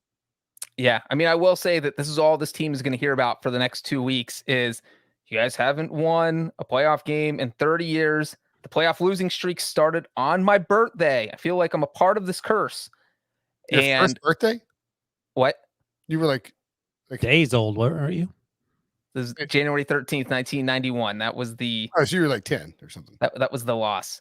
And that's the scary thing. As you look at all these AFC teams, I think the Bengals could beat any of them, and I think they could lose any of them. So you don't feel super Bowl comfortable looking at any of that. But we'll have a playoff preview podcast. For now, let's just admire the fact that Jamar Chase set the NFL rookie record for most yards in a single game. Do we think that Zach Taylor, Coach of the Year, is alive, or that Mac Jones, Rookie of the Year? What's the rule about winning the division, Breech? Can he still win it? I think I said last week that if he wins it, I think if the Bengals win the division, I think it should go to Zach Taylor. I tend to agree. Like Tennessee getting the 1 seed when Well, I think his biggest competition right now is LaFleur, Vrabel. I don't buy Belichick. LaFleur stuff. Those 3 guys are the biggest competition. That's fine. What? Yeah, I agree. Like, you're going to give it to someone who has the NFL MVP on his team, or are you going to give it to a guy who just took a 4-11-1 team and won the division? Yeah, I mean the Bengals. This turnaround of the Bengals is the biggest story in terms of coaching out there. Unless you want to give it to Vrabel if they get the 1 seed without Derrick Henry for half the season. Nah. All right, we mentioned Vrabel, the Titans 34, Dolphins 3. Wow, I don't see very many Dolphins fans trying to trash talk me in the chat or on Twitter after this game. You frauds. You are the frauds. Once again, instead of just being like, "Oh, good, I avoided that runaway train," I'm going to lean into it and stand on the tracks and see what happens. Frauds. The Dolphins got crushed, and they are eliminated from the playoffs thanks to Tennessee's dominant performance. I had Tennessee as the best bet this week. I thought they were going to kill them, and they did. Dante Foreman ran all over him. Ryan Tannehill 13 of 18 for 120 and 2 touchdowns, and Tua Tagovailoa was quite stinky. 18 of 38. Wow. For 205 yards. God, that is repulsive. Lost a fumble. Had a terrible fumble. Had a pick too. So he had averaged Garo Yepremian fumble. You hear me, Breech? That's actually a higher yards per pass attempt than I thought it would be. Good Dolphins reference. Good kicker Dolphins reference. No, let's see. Devontae Parker, 13 targets, 4 catches. Dolphins were terrible here. Titans completely manhandled them. This game the Titans scored 2 touchdowns and a field goal. So they were, quote unquote, only up 17-3 going to half. But I mean, it never felt like Miami had a chance to do anything here, right? No, season's over. Tennessee's moving towards the number 1 this seed. was a fact. I thought this was like the Titans winning was the lock of the week. I said on HQ, since the start of the 2017 season, Dolphins are 1-12 in games where the kickoff temperature is below 50 degrees. They leave South Florida in the winter. They play in a cold weather town. They're losing. That's it. Oh, it was really cold in Nashville too, wasn't it? It was literally 70 degrees here on Saturday. And is it snowing there now? And it is snowing and about 32 here. That is gosh, 32. Coming off of 70 degrees on Saturday, Wilson, that's a pretty giant turnaround. We're supposed to get a little snow here in Raleigh tomorrow, but it's like just flurries during the day. But I mean, it was like wearing shorts on Saturday night. It's crazy. So look, the Dolphins are done. They can finish 9-8. Obviously, it would be a Pyrrhic victory for them if they beat the Patriots. By the way, don't miss this. Victor Garcia points out in the chat. I can't believe you whipped on this one, Brinson. Ryan Tannehill with the ultimate revenge game on the Dolphins. Oh God, that's true. How did I not see that coming? Good call, Victor. What a whiff by me. But look, the Titans. I mean, Vrabel deserves. We can be quick on this game because it was a blowout. The Dolphins are going to have questions asked this offseason. I mean, they started slow. They won 7 in a row against a bunch of no names. Well, I mean, but Tua's the question. I mean, you put him in a Right. big game like this, and he chokes. People were And talking about Brian Flores Coach of the Year like 2 days ago. But and now you're back at square one in your head with this Tua argument. You win 8 straight games. You're like, maybe we'll give Tua. We're good with Tua next year. And All then right. this happened. Well, what about Deshaun? Where's Deshaun Watson fit into their offseason? I mean, I feel like they win 1 or 2 more games with Deshaun Watson. No. Where does he? Is Miami now, or still in the driver's seat? I mean, I think they have to be. I think if you're Miami, you're thinking, man, this team is this good, and if we put someone like Deshaun Watson in here, we're better. You go 9-8 with Tua. You go 12-5 with Deshaun. 11-6. Yeah. By the way, the Dolphins are now they're currently getting the 22nd overall pick from San Francisco, and they're giving away the 14th overall pick to the Eagles. The Eagles, amazing 3 picks that Debo is peacocking about in the top 10 are now 14, 19, and 21. Although mainly because the Eagles made a playoff run, and Carson Wentz played enough that it's guaranteed to be in first, or that it's guaranteed to be a first round pick. But yeah, the Dolphins are going to be an offseason topic. We'll handle that later. The Titans can clinch the number 1 seed with a victory against the Texans in week 18. That game has been, the NFL announced the full schedule, by the way. That game will be at 1:00 Eastern on Sunday next week. In week 18. I will not be watching. No.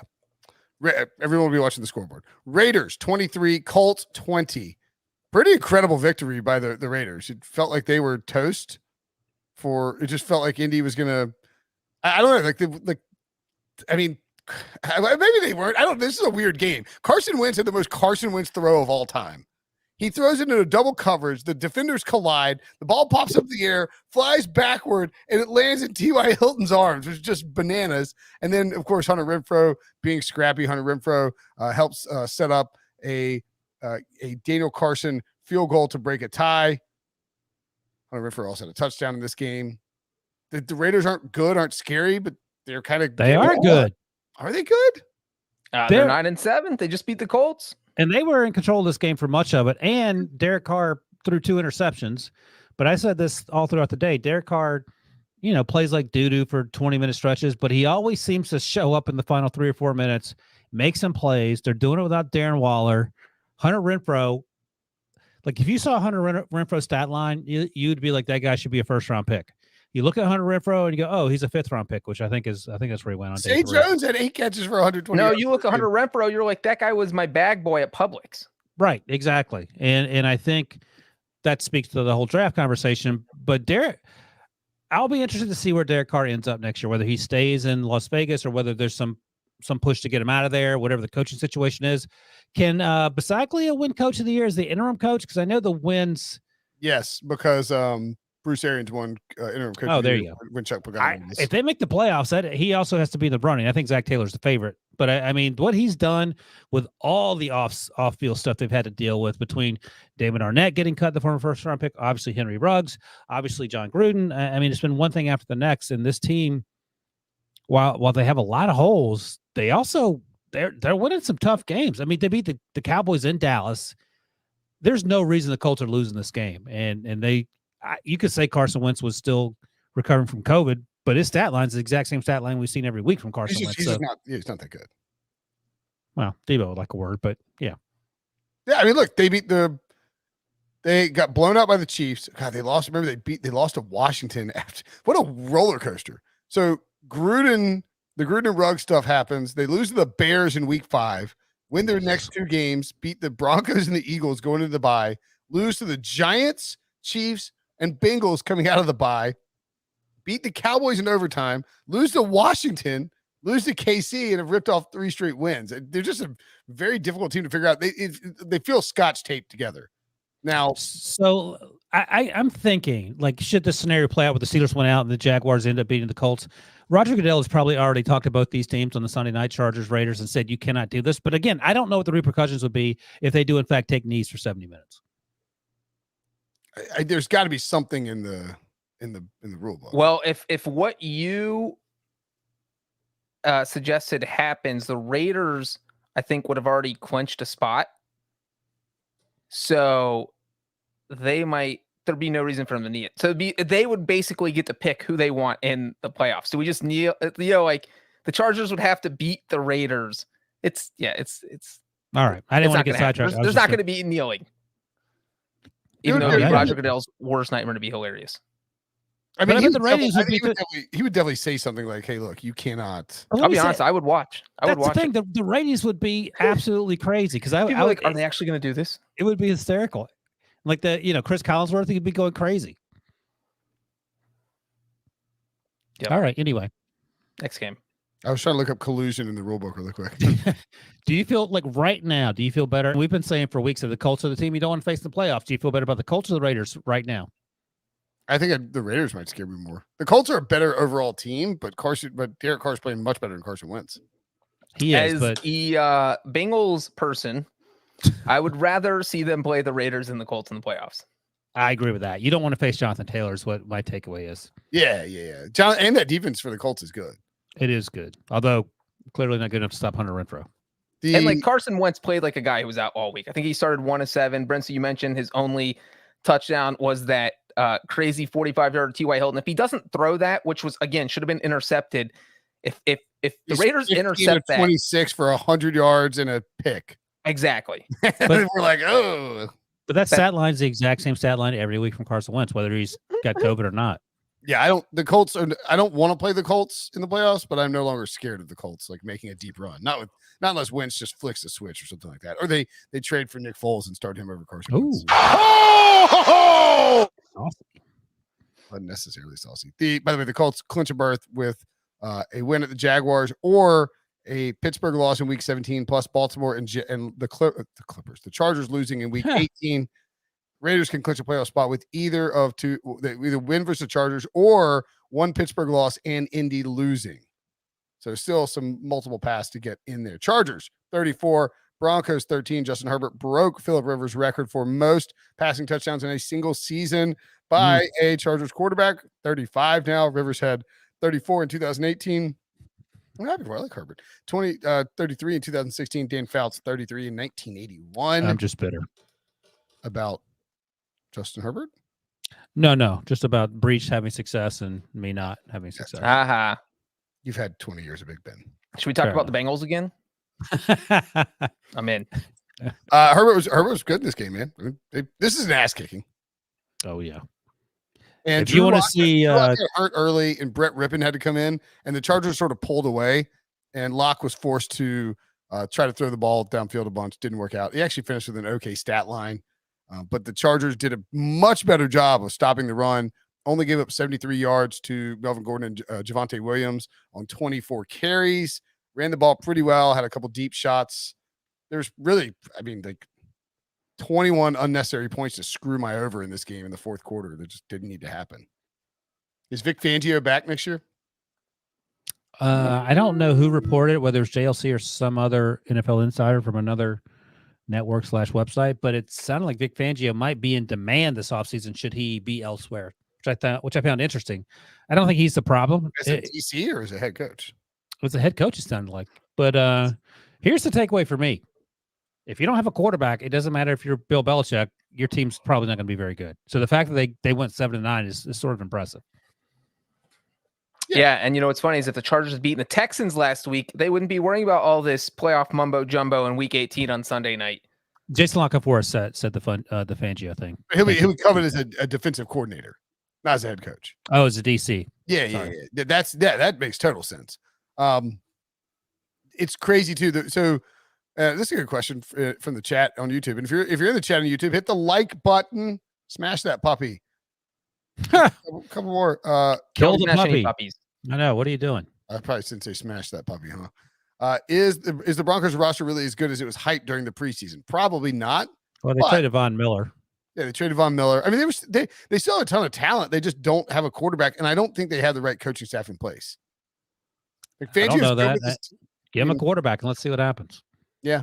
Let me put it to you this way: who's winning 10 games with Drew Lock and Teddy Bridgewater? And I think Teddy Bridgewater's a good replacement level quarterback. If the Broncos had Patrick Mahomes and Andy Reid and everything else is the same, and the Broncos have Vic Fangio and Teddy Bridgewater, who's winning the AFC West. The Chiefs have Teddy Bridgewater and Vic Fangio. Yeah, that's right. The Broncos are. Yeah. Oh yeah. That's Andy what it Reid and comes down to. Patrick Mahomes on this Broncos team with the Maybe Broncos. they need to go after Russell Wilson. I mean, they have plenty of guys. You know, you mentioned the running backs, and they have Cortland What about Sutton, this, Breach? Jerry What about- Jeudy, Noah Fant. They've got weapons. What about Mahomes and Fangio in Denver and Reed and Bridgewater and KC? Still Then he taking. I'm taking Denver. I would take KC. Reed and Bridgewater. Reed Yeah, Water. I think it's. I mean, yeah, I'm taking. Wait, Denver you as just well. have a more explosive Drew Lock on your hands. It's Vic Fangio and Patrick Mahomes. That's disrespectful. Good lord, Probably. my word. I know there's some Aaron Rodgers to Denver chatter in the chat. That seems pretty unlikely. I just think Rodgers is staying in Green Bay at this point, as Wilson pointed out. We'll get to. I don't know, unless Shane leans like, yeah, we don't need to be in Green Bay anymore. How about you get not in Green Bay? Rams 20, Ravens 19. Woo. Ravens still alive in the playoffs despite Matthew Stafford ripping their hearts out. Hardly. What are you waving your stinky hand for Matthew Stafford? No, maybe I pass gas. You just don't know. Yeah, see, you're doing what Breech did to me. This is like when my wife is mad about something else and takes it out on me. She's Yeah. always mad at you about something, so don't act like it's not your fault. No. Like on Saturday, she was like yelling. I was like, "What are you doing? I didn't do anything wrong." Like you're mad that Breech is having success, No. so you want somebody else to feel bad too. I've been saying for a few weeks here that Stafford has not lived up to the hype. And again, I don't remember who said it on Twitter, but the old Jared Goff with a better PR firm. He didn't change my opinion. I love Matthew Stafford. I think he's a great guy. I love Sean McVay. I love the Rams, but he has not played well. And I think that I think he's hurt. Well, and I think what Wilson's trying to say is this is like celebrating that you just won $10,000 in the lottery, but you just spent $10,000 in lottery tickets. So Right. it's Right. not a net positive. It is Guys, just guys, that's, they're that's what this 12 comeback was. I mean, Stafford dug them this hole. He's the one who put him in the hole. So, giving him all this credit for leading this comeback after throwing 2 interceptions and keeping the Ravens in the game. I mean, it was a good comeback. I'll give him that. He played very well in the fourth quarter. huge And- fourth down conversion, great pass, great Right. catch. You mentioned Odell Beckham earlier. That's a fantastic catch. One of the catches we haven't seen a lot of from Odell Beckham. So those are all positives for sure. And again, I don't care about Taylor Rapp and Jalen Ramsey getting in a fight. That means little to me. No. But I am more concerned about Stafford's consistency. And you might be right. He very well could be hurt. But that doesn't change the fact that they have to play football games next week and going on beyond that. And they need to figure out what's going on. Right. And he's going to have to play 4 good quarters if they're going to win a playoff game. And that's, we haven't seen that too many times from him this year. Don't disagree with that. He needs to play better. He has as many playoff wins as Andy Dalton. Andy It's Dalton. ridiculous. He plays for the Lions. I'm not. Brinson, would you rather have Matthew Stafford next week or Phillip Rivers had he played the whole year in with the Rams going into week 18 and beyond? I mean, I think Matthew Stafford gives you more upside. But Matthew Stafford is a streaky quarterback who is going to have some bad moments. The pick 6, horrendous. Oof. But he also has some great moments. The second interception wasn't better. The No. fumble also wasn't great. But I understand that Baltimore's defense isn't very good and the secondary can be lit up. But, the Ravens are a playoff contender that came to play. I mean, they were a desperate team. They Fun lost- fact, Stop it. Matthew Stafford has the 4th most pick 6s in NFL history. Breach brought the ammo tonight. This team is 12-4 and can win the hardest division in football. And it next would be week. 16-0 if Stafford came to play every week. What do you think they'd be 16-0 with Jared Goff? It's ridiculous. These No, I kids- don't think they would be You're 6. trolling takes. I do not think they would be. No, I don't know why you're saying that. I never said anything remotely compared to that. They would be 9-6, 7 or 8, whatever how many games they play now. I mean, yeah, you guys are trolling the crap out of me at 1 a.m. on a Sunday night when I'm exhausted. And I love Matthew Stafford, so stop it. I mean, they're going to win the division and they're going to be tough to beat. So, I mean, that's exactly what you want if you're the Rams. I think that the discussion around the Rams is clouded by Stafford not playing at the same level that he played at earlier in the year and maybe over the last couple of weeks. And so people are naturally starting to be like, when Stafford struggles, people want to come with the pitchforks. I mean, he's just one of those dudes. They want to come get him. Nah, I think people generally like Matthew Stafford because he's a really likable guy. I think he left Detroit on good terms. Obviously, he overcame the health issues with his wife, and everyone was rooting for him there. I just think that he's not played well, and he very well could be injured. He said a few weeks ago, after a multi-turnover day, that the team won in spite of him, and he just hasn't played up to the expectations. That's the reason they shipped Jared Goff out of town. But the thing is, they're winning despite the fact he's throwing multiple interceptions in this game and against the Vikings. And they're on a 5-game win streak. Yeah, exactly. So when he's not throwing multiple interceptions, they're going to start winning big, and he just needs to play better once they get to the playoffs. All right, so not a Pro Football Reference. So if you factor in this game, his touchdown numbers aren't quite there. So he's got 11 touchdowns and 6 interceptions the last 5 games. That's too many picks. Needs to avoid those turnovers. If I recall correctly, not all of them his fault, but like 68% completion thereabouts. It's only at like 265, 270 yards per game, maybe. So I get it. I mean, he has been an above average quarterback for the last 5 weeks, but he hasn't been an elite quarterback the way that we thought he was going to be for the full season. Correct. Who wins? But they're still good. They're a good team. Yeah. Thank you, Mr. 10-6. 10-6. They're good. I'll allow they them didn't clinch their division today, like some other teams I know of that are in the AFC North. Oh, that's right. But they're good. Who wins the division? Cardinals or Rams? Rams. Okay. Who do the Cardinals play? Seahawks. Yeah. I don't. Again, the Cardinals are the most wishy-washy team on planet Earth. The Rams find ways to win, and maybe next week is the week that Jared Goff puts it all together. So I'll lean towards LA. Okay. Cooper Kupp, you saw the graphic that Debo put up. Cooper Kupp, 100 receptions, 1,500 receiving yards, and 15 receiving touchdowns in a single season. Joins only 3 other guys to do it: Randy Moss, Marvin Harrison, and Jerry Rice. I mean, what a season from Cooper Kupp. And he has the 3rd most receptions in NFL history right now. That's crazy. Imagine if he had a good quarterback, how good his numbers would be. It's weird because he never did this with Jared Goff. By the way, to circle back quickly to the Raiders Chargers tie, someone points out on Twitter the Raiders were outscored by the Chiefs 89-23. I don't think they would be interested in going back to Kansas City, so maybe that would be incentive enough to win that football game. That's a good point. Packers 37, Vikings 10. Packers clinched the bye. Absolutely curb stomp Sean Mannion and the Vikings. Don't put his name on it. It's not his fault. He was minding his own business. And Mike Zimmer threw him out there. How is that guy 29? He looks like he's 52. He looks so old. He looks older than Mike Zimmer.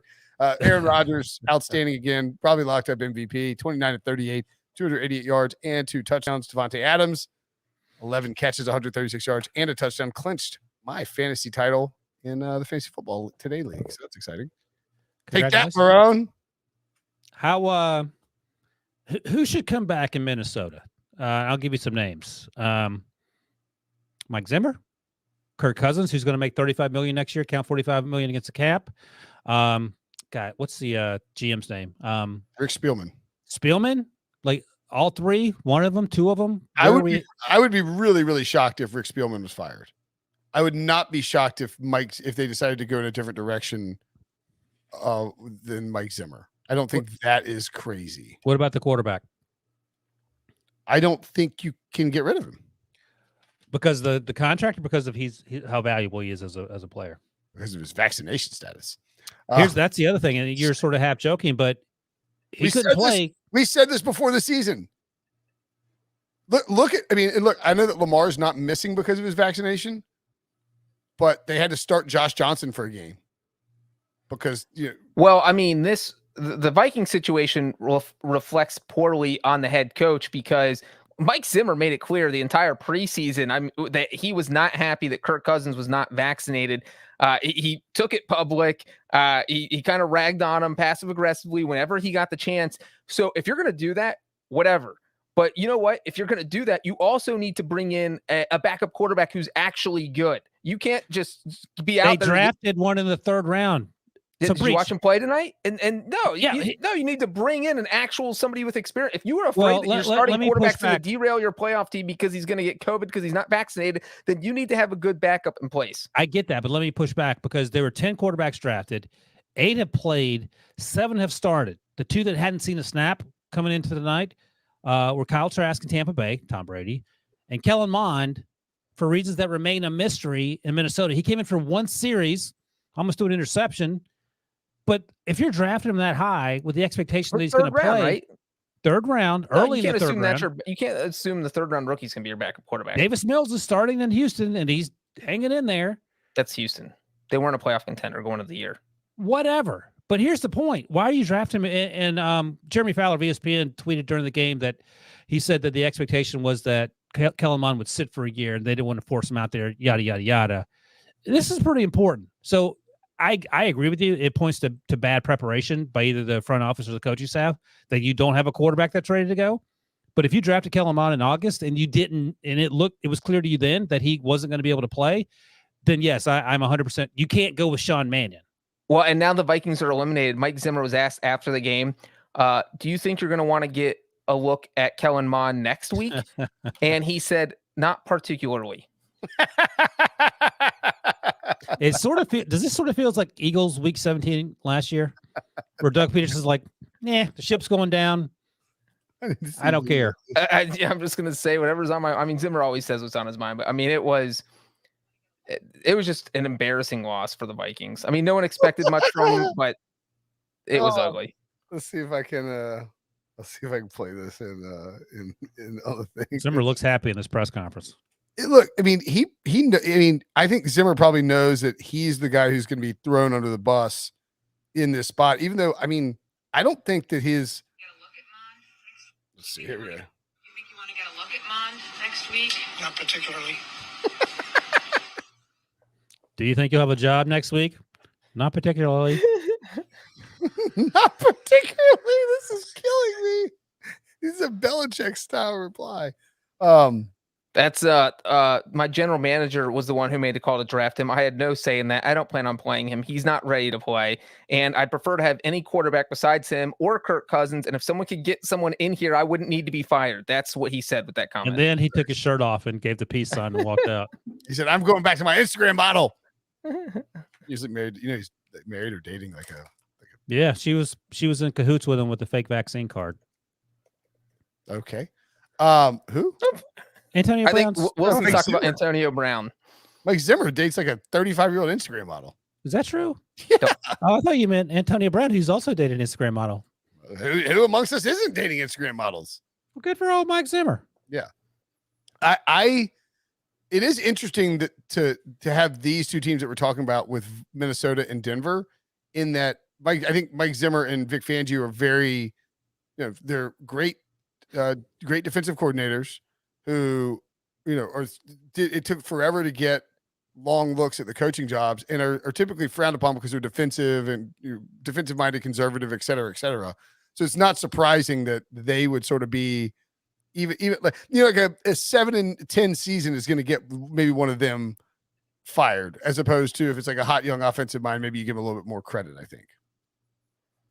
Does that seem fair? Yeah. I'm looking up Zimmer's girlfriend. I don't have time to listen. This is Ryan's on the Google machine. Ryan's Why do wife's you going not know this? I'm Ryan's old. wife's going to see that he's been Googling Instagram girlfriend. Great. Listen, Mike Zimmer, we should not feel bad for Mike Zimmer. He is doing fine. Holy Moses in the daytime. Good for you, buddy. All right. What a revelation. Wilson, would you like to get a look at Mike Zimmer's girlfriend next week? Yes, particularly. Holy Moses in the daytime. What do you think they talk about? Football. Oh my gosh. The people in the X's chat, and O's. people in the chat are cackling up too. Oh my gosh. Yeah. Oh, sweet mercy in the daytime. It's pretty wild. All right. So anyway, well, if people get fired, of course, we'll have a Black Friday or Black Monday. I can't even deal with this. Black Monday recap. But the Packers are awesome. They clinched the 1 seed. The Vikings are out of the playoffs. There's going to be a lot of questions asked. I don't think they can move on from Kirk Cousins unless they trade him, in which case you would only have a $10 million dead cap hit. I would guess that more likely is Cousins is back for a year. I almost think I wouldn't hate the idea of just running it back one more year. You Mike would, Zimmer but I hate would that imagine idea. Vikings fans would absolutely deplore it. What's the upside? What are the positives from this team? I don't want to say they quit in this game because they had a lot going against them, but they didn't look like they wanted to be out there. I don't disagree. I mean, do you want to be outside in 8-degree weather? I don't even talk about this game right now. Okay. Yeah. Let's move on. Smash that like button. We got a couple more likes. We get a free. We're giving away a hat, a Brinson Sucks hat. Cardinals 25, Cowboys 22. Massive win for the Cardinals, keeps them alive in the division race. If they had lost that game, the Rams would have clinched, I believe, the NFC West, and would have made a huge blow to the 49ers, as Breech has pointed out previously. We saw the 49ers playoff percentage drop 20%. It's because the Rams are not going to rest players because they want to try and win the division. Sean McVay almost certainly would have rested his guys had the Cardinals lost the Cowboys. What let me ask you this, Brinson, and I ask it with all sincerity. what were you giggling about there? I'll show you. I'll put it in Slack. This is me. This here. I ask this with all sincerity. Rank these quarterbacks. Dak Don't make me Prescott. do it. Dak Prescott. Yeah, Breech, you start. Dak Prescott, Matthew Stafford, Kirk Cousins. Dak, Stafford, Cousins. Okay. Hey, just because none of those guys show up in big games, and this is becoming a problem in Dallas. They blew out the Washington football team. No one cares.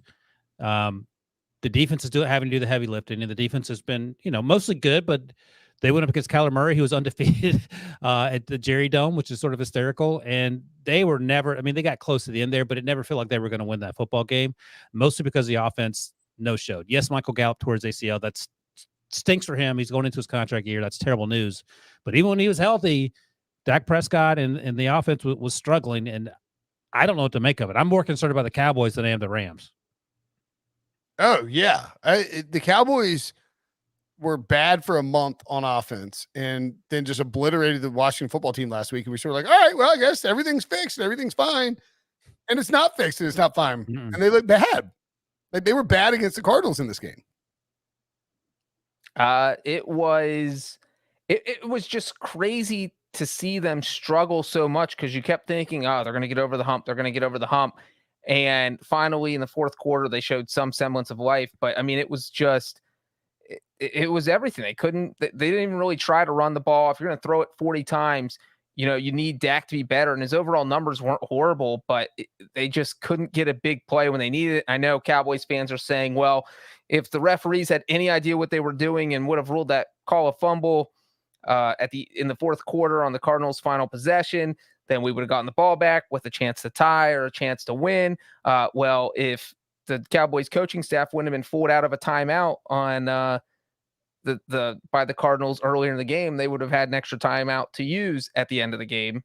So it was a crazy game. Because it just felt like Arizona was in control the whole way when Dallas, we were all high on them because they were playing so well over the past few weeks. Brinson, you mentioned the 56-point game, but they had won 4 straight. But they hadn't looked good on offense. They were even being talked about as a defensive team more so than before the Washington game, everybody's talking about how Dak was in a slump. He's back in it. Yeah, if I were a Dak fan, you guys would be trolling me about it. That's like Dak has not been playing well, and then he comes out and the offense just did not look sharp against Arizona, and that is a big concern as you're headed to the playoffs. Mm-hmm. They couldn't run the ball at all. Dak finished with 3 touchdowns and 24, 38, 226, but it was a very But he also had a huge fumble in the fourth quarter. Yep. When the Cowboys were driving to try and tie it. It was a very concerning performance for a Dallas team that we thought had rediscovered its offensive, if you will, mojo. And was going to be, coming to the playoffs hot. Now, if you're Dallas, I know, we said Philly might sit their players. Dallas is motivated to play on Saturday. They need a good outing on Saturday to really, because the thing with Dallas is like they're playing the Eagles aren't playing anyone though, right? Well, we don't know that, but we would presume, yeah. I'm saying that like if the thing with Dallas is like if they struggle going to the playoffs, you can see the negative energy building up around that team. Like a big outing against the Eagles, feel confident going to the playoffs. You're going to host a playoff game. I don't know, man. Let me ask you this, sort of throwback to Wade Phillips and Jason Garrett. Kellen Moore's already got a job interview lined up with Jacksonville, I believe. If they get blown out in the first playoff game, is there any way that Jerry Jones wants to keep Kellen Moore and sends Mike McCarthy to the Wade Phillips, retirement farm? Yes, I think that is possible. Ooh, saucy, Breech. Yes. Golly. Especially what if they lose to the Eagles in the playoffs? They beat them on Saturday and they turn around and lose the next week. Well, I think that it's more likely. Oh yeah, they're going to play the NFC West second place team. That means they're going to play the Rams or the Cardinals. That's not a great matchup for the Cowboys. On the road. No, it's at home. Oh, they're going to win the division. Yeah, I mean, they might go back. They might play Arizona, the team they just lost to again in the playoffs, or the Kyler Murray Rams. does not lose in the Jerry Dome. 8-0, I believe. 9-0 now. 9-0. Yep, 4-0 in high school, 4-0 in college, and now 1-0 in the pros. He doesn't lose there. There's a path. Yeah, I'm pretty sure if things play out the way that we expect them to play out, that it'll be Dallas against Arizona or Dallas against the Rams, because neither San Francisco nor Philadelphia can catch either the Rams or the Cardinals. So, I mean, unless Tampa Bay loses and, all hell breaks loose, it's more than likely they will be the 4 seed to play the team that loses the second place NFC West team. All right, what's next? All right. Hit the like button. Trying to get up past this number, you goofs. We're almost there. Oh, my God. There's so many football games. Eagles 20, WFT 16. You tell Debo's working the rundown when the first question is, can Eagles make any noise if they make the playoffs? They did make the playoffs, Debo. They clinched the playoffs. Debo, are you in the hot tub, or can you answer some questions? Yeah, I'm in the hot tub now, but I'm far enough. I don't want to drop this in the water, so I can talk. Are you actually in the hot tub? I'm not going to turn the camera on. That's what I'll say. Oh, God. So, 6 after dark. Were you at all concerned about the Eagles' sluggish start against? Yes. Okay. Yes, I've been concerned for the past couple of weeks, and luckily they're facing NFC East opponents. Now that they are in the playoffs, if they have a similar type start versus the Buccaneers or the Rams or even the Cowboys, it's not going to turn out with the same outcome. But I'm happy with this team being in the playoffs, coming off of, week 3, getting crushed by the Cowboys. You guys asked me how many wins would they have. I said 8. I didn't even say playoffs at that point, but you thought that was crazy. Late November, when they lost one of the most embarrassing losses of the year to the Fighting Freddie Kitchens and the Giants, I still thought they would make the playoffs. 9 wins in Nick Sirianni's first year, when there was all those concerns by myself and others early in the year, a lot of questions with Jalen Hurts as a year 1 starter. This is a win of a year for the Eagles. And then on top of it, Brinson said earlier, there's 3 first-round picks. So to be in the playoffs, have 3 first-round picks, I'm encouraged by the future. And I do think they can make a little noise in the playoffs. The slow starts concern me. And I'm not booking my tickets to the Super Bowl like Breech. Welcome, Debo. We'll fist fight in the parking lot if we have to. Told you, Breech. No, there's no fist fighting. It feels good. It feels good to be in the playoffs and not have next week matter at this point. I'll say this: had if the Saints make the playoffs or the Vikings, had they made the playoffs, BMAC always talks. Brian McFadden, our coworker, talks about in the way teams. Those are in the way teams. They're going to get steamrolled in the playoffs. I feel like in the NFC, every team it feels like you don't want to face them. And that includes the Eagles, the 49ers, should they remain there. The Cardinals, and even the Rams. The Rams. But there aren't very many, I would argue, as the playoffs appear on both conferences, there are no in-the-way teams. These are all going to be what feels like, on paper anyway, good football games. I think the Packers are clearly the best team in the NFC. I don't know who the best team in the AFC is right now, but every team, you wouldn't say, oh, my God, they have no business being there. Yeah, and there's a sense that the Eagles kind of play to their level of competition, and it's super fair to bring up that they have not beaten playoff teams, and that's very valid and a concern for once they do reach the playoffs. But I'll also say, outside of that Week 3 loss to the Cowboys, which I think both teams are at a very different point in their season right now, they've been competitive with the Chiefs and the Bucks, and they should have beaten the Chargers and some of these other teams on their schedule that are in the playoffs or playoff consideration. So I do not see this team getting blown out in the wild card round. And as I just dropped in Slack, you know who was high on the Eagles this year and thought they were going to make the playoffs? Tony Romo. We should have been listening to not just Debo, but Romo. Debo and Romo should get their own podcast together. Yeah, that'd be Debo and Tony Romo doing an Eagles podcast would be something. They beat Washington by 4, by the way. Are you saying that's not impressive, or are you just by the way? No, I thought it was a good gritty win. I mean, Washington was giving it all. They, how weird is it to have the 7th seed clinch and not the 6th seed? By the way, like how often do you see that? Probably not that often. Yeah, like never. Like the 49ers are the 6th seed and the Eagles are the 7th seed, but the Eagles have clinched a playoff spot, but the 49ers haven't. That's so bizarre. Is that right? That's what makes it great. Yeah, that's right. It's so weird. Do the math, Brinson. Oh, You're not a math guy. Airframer asked in the chat, stay with Hurts for sure next season. No brainer. Yeah. Do not look at a college quarterback. Do not look at Kirk Cousins like someone in the media may have suggested. It's Jalen Brinson. Hurts. What? Did I suggest that? No. I love that you're not sure. I was like, what? Debo, when this game I thought was crazy because remember the last time these two teams played, Washington On jumped Tuesday out. night. Washington jumps out to a 10-0 lead, but no one thought Washington was going to win. This time around, they had Taylor Heineke. They jumped out to a 10-0 lead. Were you a little bit worried? A little bit. Heineke's better than Garrett Gilbert. That is for sure. Oh, great question from Zach Hinkle in the chat. What about the wall that almost took out Jalen Hurts in that crap hole of a stadium? Somebody, I don't know if it was Zach, but somebody tagged me on Twitter when I tagged the podcast when they saw it because we know we always talk about how bad that stadium is. I mean, Thankfully, nobody got hurt. Jalen Hurts is done for the year if he's 3 feet to the left. That would have been. I mean, I don't even know what happens if that. My first thought, and this is just the way my brain was working because they hadn't clinched at that point and needed the Niners to win and the Packers to win. I just watched the clip now. You not seen that? He's right next to the fans, and I'm just like, he's going to get COVID tested, like COVID protocols and all that. Like, that's my first thought, just being in close proximity to those fans for a couple of minutes. And then, heading into week 18, oh no, it's Minshew mania that we got to rely on. Yes. Which, And he's just down there with all those fans. I mean, it's crazy. I mean, imagine casually walking out of that stadium. Eagles fans have crowded down there to say bye, and then just boop. Oh my God, like 10 guys fell.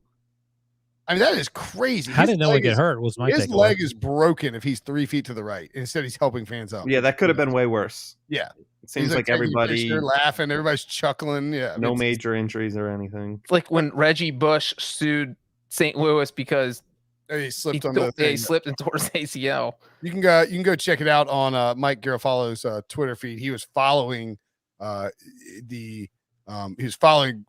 off the field when it happened. Mike was covering that game for NFL Media. Anything else in the Eagles, Diva? Go Birds. Told you all along this would be a playoff team, and they're there. Told y'all. Who would have ever thought we live in a world where me and Debo would be right at the same time in the same And- week? Yeah, me and Breech both right. Both Hey, my team's right making- now. My team's making the playoffs. Shut up. My Your team's team terrible. retired when Phillip Rivers retired. The Rams are my team now. Okay. Wilson's the only one without a playoff team. Brinson, I'll make since I haven't made the offer in 2022 yet, shave your head bet if the Eagles play the Rams in the playoffs. Oh, I love it. No, What about if the Eagles win the Super Bowl? Will you shave your head? absolutely not. They're in the playoffs. If the Saints- Bengals win the Super Bowl, If the Bengals beat the Eagles in the Super Bowl, will you take 72 a to 3. bath? Will you take a bathtub full of Skyline chili? He'd rather shave his head. I'd rather shave my head. Oh my God. Saints 18, Panthers 10. Oh my God! Saints What? somehow managed to cover. This game was atrocious. Why does Breech always make it creepy? Why is the bathtub full of Skyline chili creepy? That's what you fantasize about if you live in Cincinnati. Crazy. The only thing about this game is that the Saints covered, and it's going to help me squeak out my and they stayed alive for the playoffs. My end of season ATS wins. That's all I cared about. Yeah, I needed this one too. I'm one game back of first place in my picks league and creeping back into things in the ATS. So let's see who's in first in the straight up. Oh, someone came back and is Let me back ask on you top. a general question, because I give zero doo-doos about this game. If you're Sean Payton, are you going to roll with Jameis next year? I sort of feel like maybe that's the direction they're going. I don't know. Did Russell Wilson say he would go to New Orleans last offseason? I think so. I think Okay. New Orleans would be in the mix. And if you're the Panthers, what are you doing with Matt Rule? I know that David Tepper said, I think you're coming back. And what are you doing with the quarterback? I don't know. Sam Darnold's. I mean, it's like, let's see. Darnold has to come back, but I mean, you don't have to play him. Let me see. That's fine. He's what? Oh man, this is a text from my buddy Matt Gray. Man, that's hard to watch. We need a completely new offensive line. Sam is average, but a lot of quarterbacks would struggle with that O line. And I replied to, I was like, yeah, terrible. You know, we don't know what's going to happen. Right. And he's like, so deflating. And I think that's sort of where Panthers fans are. Is you thought that Matt Rule, was building enough pieces in place to maybe do that third-year leap thing that he did in college. Do you believe Matt Rule when he says things are going exactly as I think they're going? I mean, do you believe Joe Judge when he says that? I read Joe Judge's comments. I didn't see them, and he's not wrong. But I don't believe it. Joe Judge and Matt Rule both doing the same thing. They're saying internally things are going great. I know you can't see it, but we're putting in the work, we're building the culture, and maybe they are. But the bottom line is those two teams are not going to win without a quarterback, and even if they have a quarterback, they're not going to win without an offensive line. And our buddy Joe Person wrote about Matt Rule in particular in The Athletic. It was a really good story, well sourced. And one of Rule's issues is that, and this is an issue with a lot of college coaches, they treat the NFL like college, and he micromanages a lot of things, at least according to Joe's reporting, and that doesn't necessarily go over well. Yeah, especially when you're losing and have an impatient owner. Yeah, I would say that if you look at the Panthers, they are currently somehow just the 6th seed at 5-11 or 6th overall, 6th seed, 6th overall pick in the draft, and that's a pretty good spot to be able to pick up an offensive lineman. I think in this, you can. I'm not saying they're going to fix the offensive line overnight, but if you can find a stud prospect in the draft and get somebody in free agency, maybe Brady Christensen takes a step forward next year. Maybe Matt Paradis comes back from injury. You have Moten. I mean, they can. There's a path to where the offensive line goes from worst unit in the league to average to slightly above average. And then what's the quarterback situation in which case? I mean, Tepper's probably going to get aggressive with Deshaun Watson and, maybe draft somebody, maybe punt on it and just, go one more year with Darnold. I mean, the Darnold 5th-year option thing the Darnold trade was just stupid. I don't think Tepper has the patience to go with Darnold for one more year. He gave Rule a 7-year deal. So that to me says he'll definitely try to get Deshaun Watson. And then I think he will try to fix the offensive line. Toot sweet. The problem is I don't think you can fix the offensive line and get Deshaun Watson at the same time. We'll see. Because you're going to have to give up that 6th overall pick to the Texans to get Deshaun Watson, and then that makes it really difficult to fix the offensive line. So just keep drafting him, keep signing him for free. There's a path, but it is a narrow one. So what about the Jameis Winston to New Orleans? I feel like he liked Jameis, Sean Payton. I think he likes Jameis. I think he will try to get Russ. And we'll see if that's viable. Because Taysom isn't an option, and Trevor Siemian obviously is an option. Ian Book, not next year. Yeah. All right, we've gotten enough likes to give away a hat. Oh, how about that? 200 is a record, isn't it? I would not bet on Jameis Winston to be the week 1 starter next year, but it's entirely possible that he will be. And he's recovering from ACL too, so we'll see. 49ers 23, Texans 7. I thought the Texans were going to cover 12.5. The blood. Oh yeah, 49ers had to stumble into a second half cover. It was not. Yeah. Dang it! They were losing 7-0 after a great drive by Davis Mills to start, and then the Texans. Remember, they were the Texans. Not an incredibly impressive effort from either team. Trey Lance just isn't really ready to be out there on a full-time basis right now. But if Jimmy Garoppolo can't get healthy, he's going to have to. I did think he looked better. Yeah. But it's also as a Texan, so it's hard to say. And don't forget that, Shanahan hasn't played him in like over a month and a half maybe. Oh, yeah. Used to have the practice for him early in the season. We weren't even seeing him smell the field. So he wasn't great, but that's not a surprise. Deebo Samuel became the first player in NFL history with 1,200 receiving yards and 300 rushing yards in the same season. Pretty crazy. 7 rush touchdowns, 6 receiving touchdowns. You see Trey Lance splits there week 5 at Arizona versus week 17 against Houston.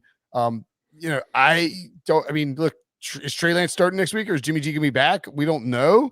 It's a must-win game. It's a win in your end game for the 49ers. I don't think that we can take a whole lot of lessons from this game other than San Francisco is still capable of overpowering bad teams if the offense is clicking. The running game's working. Yep. I mean, that's what it comes down to for them. I mean, look, this is a Texans team that just beat the Chargers last week, and they made Justin Herbert look a little silly. So, I mean, I don't think you can completely discount and say, hey, look, Trey Lance isn't that good because he didn't play well or only played average against the Texans. I thought he played pretty well considering it was his second career start. You get your feet wet even more in case you do have to start that game next week. And if you're Kyle Shanahan, you're thinking, you know what, as long as our run game's working, we can beat the Rams. And it was working against the Texans. We saw Eli Mitchell return, after a month off with injuries and go for over 100. And I think that's your takeaway for Kyle Shanahan. Like, all right, we got the ground game back going. Now we feel like we can beat the Rams. Yep. I agree completely. And all right. So big game next week for the 49ers. Win and they're in. If they lose, the Saints can still lose and they can get in. If they lose and the Saints win, they are out.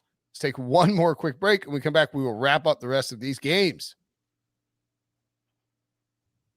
The Bills beat the Falcons 29-15.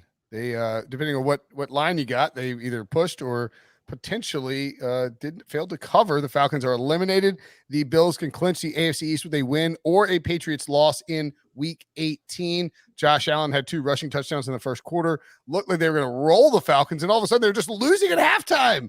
He threw a red zone interception, and they would have been up 3 scores. Had another interception that was deflected. He played okay. I mean, the deflection you can't really do much about. They had a fumble that resulted in a safety on a punt.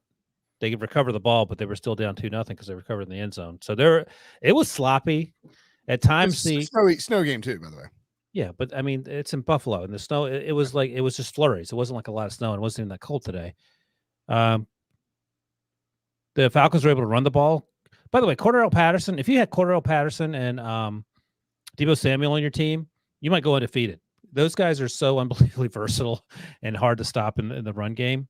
But Matt Ryan had his, he got sacked a bunch. Kyle Pitts got over 1,000. Matt Ryan scores a touchdown. You saw this, right? Yeah. Called for taunting. They review the play and rule that he did not break the plane, was down at the 1. Therefore, they applied the taunting penalty from the 1 back to the 16, which is kind of insane because right. He would have taunted if he hadn't scored. Right. So you shouldn't get called for taunting after a touchdown if you. It's like the thing last week with Trent Williams where I said you can't. Why is he getting flagged for a face mask when the guy jumped offside? He was trying to save his life against the Titans. And at that point, it would have made the game 29-22. That was the difference in the game. I mean, that was it. If the Falcons maybe pull off the upset here, if Matt Ryan, and the thing is, like, Matt Ryan's Matty Ice, he's always so cool. You never see him get in someone else's face. And, even the broadcast mentioned that Jordan Poyer was just like, what the hell, man? What Matt Ryan's trash talking me? Like, he was in shock. I have no idea what Matt Ryan was doing. So Kyle Pitts went over 1,000 receiving yards for a tight end. The second time it's ever happened. Do you know who number 1 is? The first person to do it? I know. Ditka. That is crazy. That 75 but was years it ago. Regular size Ditka or mini Ditka? Who's mini Ditka? Did you watch Saturday Night Live? Oh, like from 30 years ago? I don't remember. Could a team of mini Ditkas beat a team of regular size Ditkas? No, could one regular size Ditka fight 1,000 tiny? That makes more sense. Yeah. All right. The answer is yes. So, yeah, the Bills won, not surprisingly. The Falcons are somehow a 7-win team, which actually is incredibly surprising. And who they play again, the Falcons in week 17? The Saints. I mean, I don't know who's going to win that game. Falcons, that game, line's like 5.5. It feels like too much. The Falcons are going to keep that game close. Yeah, absolutely. Although, I mean, certainly deflating to lose like this, but I might pick the Falcons to win as the number 1 straight up picker on this podcast. I'm going to say it right now. I might pick the Falcons to win. Debo notes that this was the 5th game this season for the Falcons where they scored 0 points in the second half. That And is- as I noted last week, every time the Falcons win, it's been a 1-score game, and every time they lose, it's been double digits. They had 96 total yards in the second half. And I would imagine they're still probably like second or third in the NFC in terms of point differential, but it's gotten worse because they just lost by 14 points. They're like second or third worst. Right. Sorry. Yes. Yep. Patriots. So anyway, yeah, Bills can win. Bills beat the Jets at home in week 18, and they get the division, and they cover the 10.5 over that we loved coming into the season. Patriots. Hey, real quick on the point differential, every team below the Falcons has 4 wins or less. The Falcons have 7 wins. Yeah, it's weird. They have all the Falcons are a terrible team. The Patriots 50, Jaguars 10. I'm happy to pat myself on the back, and I said that angry Bill Belichick was going to show up and run up the score on Trevor Lawrence's young. I had the Jags covering, so yeah. Ryan, Belichick versus a rookie quarterback. He's like 14-1 in his past 15 games. Here's where I'm at. He beat Justin Herbert 45-0. Every week I say the Jaguars can't play as bad as they did last week, and every week they play worse. So I also want to pat myself on the back for saying this after Joe Burrow was drafted, and I bring this up every week, and I'm going to continue to. I said I would take Joe Burrow over Trevor Lawrence. Trevor Lawrence going to his junior year. I stand by that. We take Trevor Lawrence or Mac Jones right now. Mac Jones. Mac Jones is the rookie of the year, Breech. No, you're wrong. I'm going to make you watch every Jamar Chase tonight before you go to bed. Every catch he had all season, you have to watch tonight, and then you're going to know that he should win it over Mac Jones. I think Jamar Chase might have stolen it with that performance. We'll see though. Patriots have 3 of the top 8 largest wins this year, including 2 40-point victories over the Jaguars and the Jets. They beat the Jets 54-13. So the biggest point differential was that Dallas win over Washington last week, plus 42, 54-13 over New York, plus 41, plus 40 over the Jaguars. They also beat Cleveland 45-7. High school football. Yeah, it's pretty bad. There've been a ton of blowouts this year. Again, we don't need to linger. How concerned should we be about Trevor Lawrence? Because it doesn't matter. They could bring in Bill Belichick next year. This team's still probably going to be very terrible. Yeah, I'm concerned. But they have to bring in an offensive mind. That's it. You can't you got to find someone who can work directly with Trevor Lawrence. Victor in the chat says, remember on Monday when these guys wanted to bet on Waddle for Rookie of the Year? Yes, but we also said we didn't say bet on, we said if you have Mac Jones tickets, bet on Waddle and bet on Jamar Chase. And you'd be sitting pretty right now. I wish I'd bet on Jamar Chase with my Mac Jones ticket. Yeah, he ain't winning. Who? Jamar, not Jamar, sorry. Jalen's not winning. But yeah, Jamar's Waddle not winning. Yeah. The Patriots can clinch the AFC East with a win and the Bills loss. They can clinch first round bye with a win, a Buffalo loss, a Tennessee loss, and a KC loss. So very unlikely. As far as the Jaguars go, my biggest concern is that Trent Baalke's sticking around and helping hire the next coach. Like I was, while this 50 burger was playing out real time, I was thinking about Trevor Lawrence and like, what if you went to Shad Khan and said, look, I ain't playing another down until you get this nonsense sorted out. And if that means getting rid of the general manager and starting over, that's what we have to do. Because all we're doing is wasting time. You're wasting time with me. You're wasting time with the young guys under contract. And we're just spinning our wheels. This makes zero sense. And Pete Prisco, who lived in Jacksonville forever and knows a lot about the Jaguars, said that the moment that it was reported that Trent Baalke was sticking around. Now, Trent Baalke may be a great general manager, but how often does it work where I'm giving the benefit of the doubt. But my point is that how often does it work where you have a general manager and a coach who aren't on the same page because they were hired at different times and have different sort of worldviews when it comes to building a roster? Never. There you go. It never works. And Baalke, if you'll recall, had the huge, drama power struggle with Jim Harbaugh in San Francisco. And then, you see like Brady Quinn has intimated that on this show that it's pretty likely that it was Trent Baalke who leaked out a bunch of stuff about Urban Meyer just to get him out of town and to be put in charge. So by the way, Devin Zook in the chat, I don't know if it's true or not, I have to look it up. He says Trevor requested a one-on-one with Shad after the game. Like, I don't know how true that is, but if it happened, I would totally believe it because I would be extremely frustrated, especially coming from a situation in Clemson where you lost one time, and in high school where I don't know if he ever lost. And now suddenly it's the most dysfunctional organization he's been a part of in the last 7 years. So whether it happened or not, maybe that's something Trevor should think about. I don't know. I don't know that actually happened, but wouldn't be the craziest idea in the world if he did that.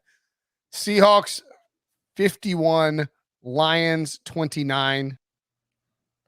The Seahawks. This is Russell Wilson flexing for the folks in Seattle, just in case this was his final home game, which he intimated that it could be.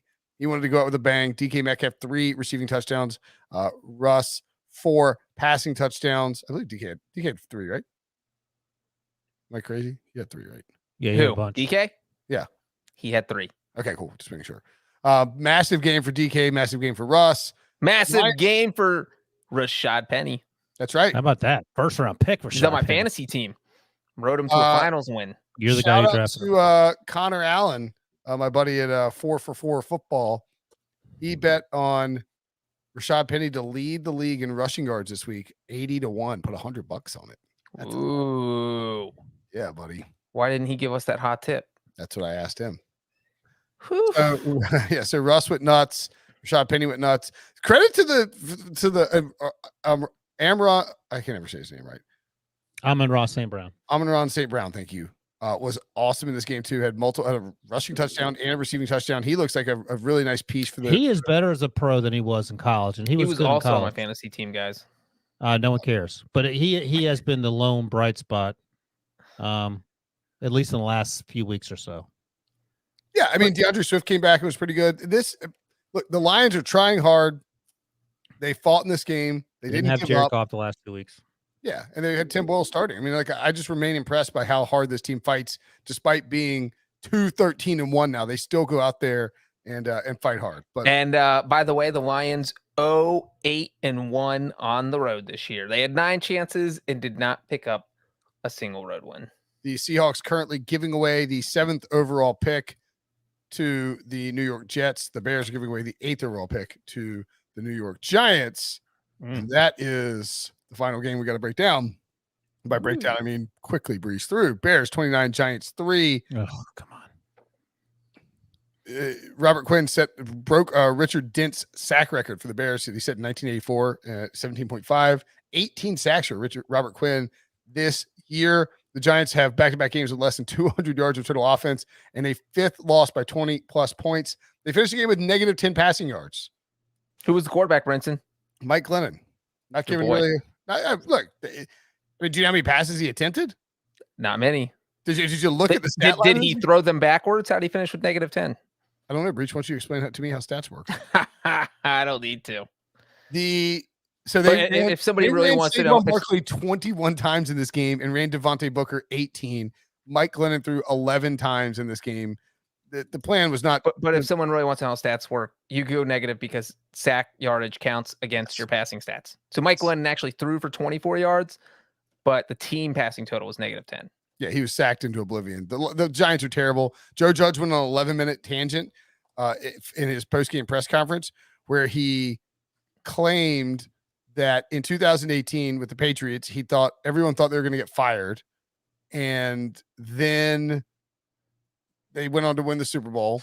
And that he also has multiple Giants from the 2020 team calling him multiple times per week, saying how much they wish that they were still in New York because of how great the culture is. And that he has tons of free agents. These are all claims he made. Like, you can go read them.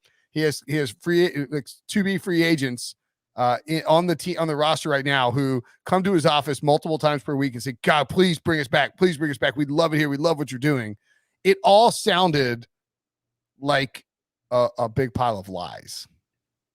Breech. I will just say that if you're going on an 11-minute tangent, that seems like sign 1A that you're going to be fired, even if he might be kept around.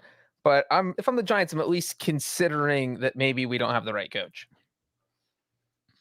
You don't want to see. You don't need to be going on an 11-minute tangents. Yeah, when somebody you just got smoked.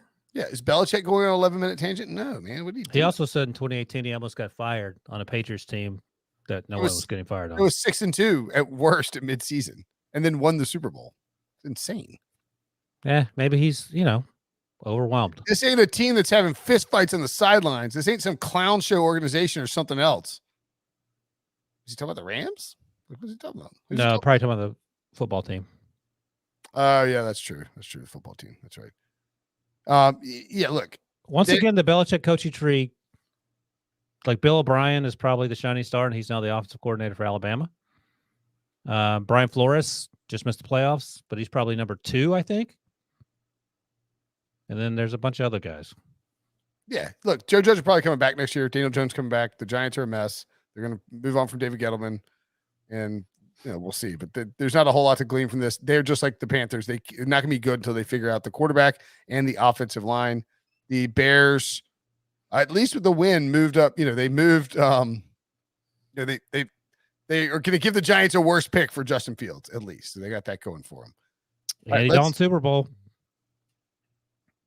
Andy Dalton Super Bowl? This game. That was his Super Bowl. Yeah, he won. Joe Burrow and Andy Dalton won a game on the same day. Imagine that. What a day. Andrew Gregory Dalton. He should win MVP. All right, let's give away a hat. The winner of the hat is, drum roll, Sean G. Ryder at Sean Grider, I guess. Sean G. Ryder or Sean Grider. Either way, Sean, congratulations. You won a Brinson Sucks hat. Brinson sucks at pronunciation. That's what it means this week. Yeah. You know why Brinson sucks? He can't pronounce Sean's name correctly.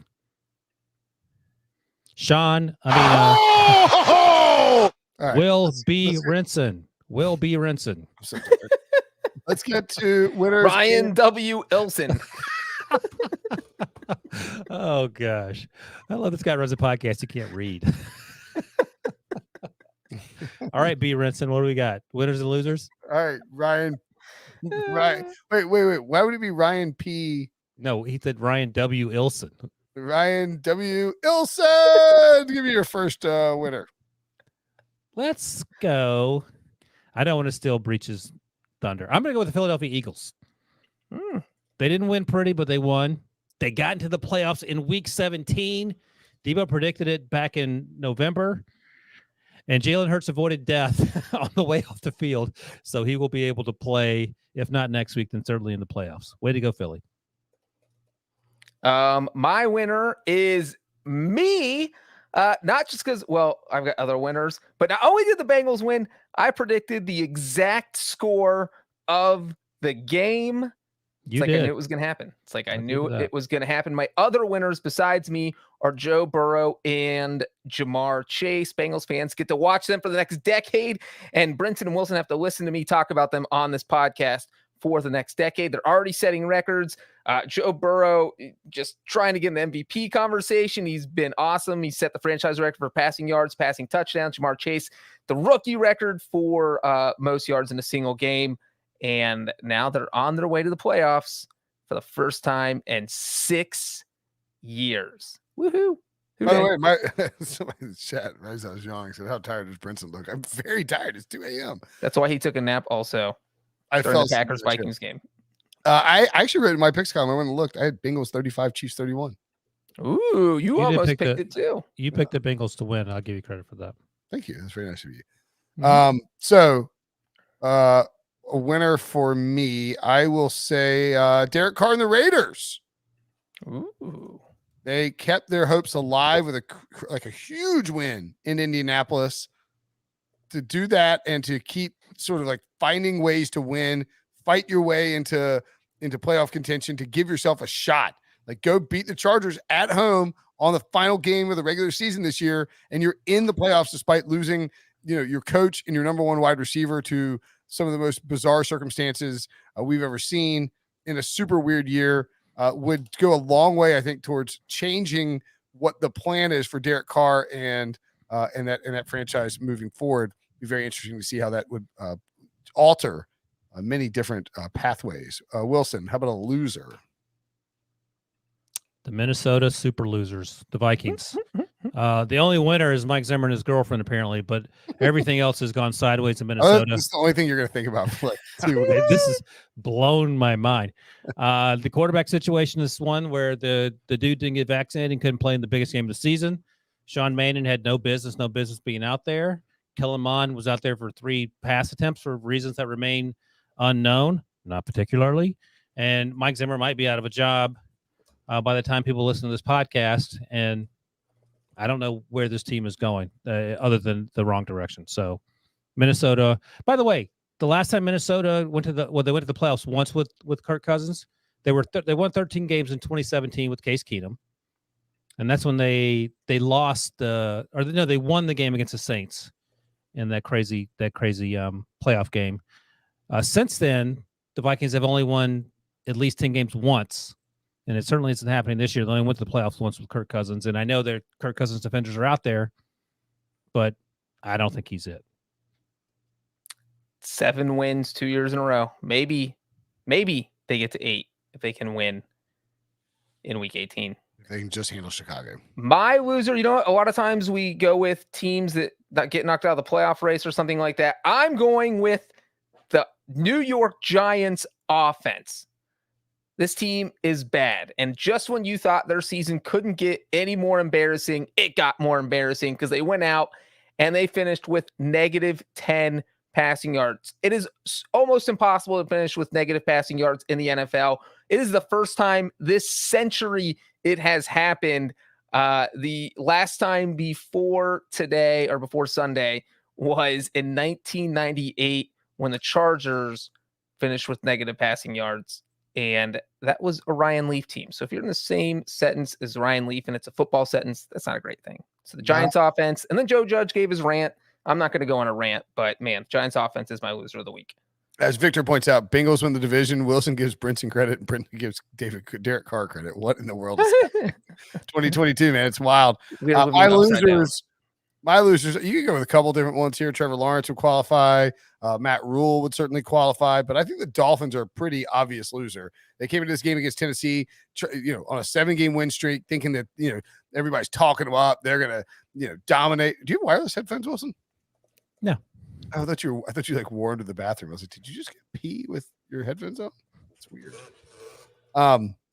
Anyway, Dolphins come in 7-game win streak. You're expecting them to compete with Tennessee, to show that they can hang with a top team in the AFC after beating up on a bunch of tomato cans, and then they just lay a complete egg, score 3 points, and you go from, oh, Brian Flores might be coach of the year, this team's making a miracle run to the playoffs, Tua is the guy, to we have major questions about Tua, and we're eliminated from the playoffs very quickly and in very sobering fashion. So Miami Dolphins, a loser for me.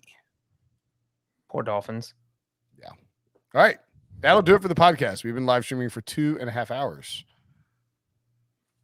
It's been fun. Thanks for watching. Thanks for listening. Who day? Congrats to Sean on the hat. Smash that like button if you're checking it out. Congrats to all Bengals fans and people who like Cincinnati chili. And for Ryan W. Ilson, we're out.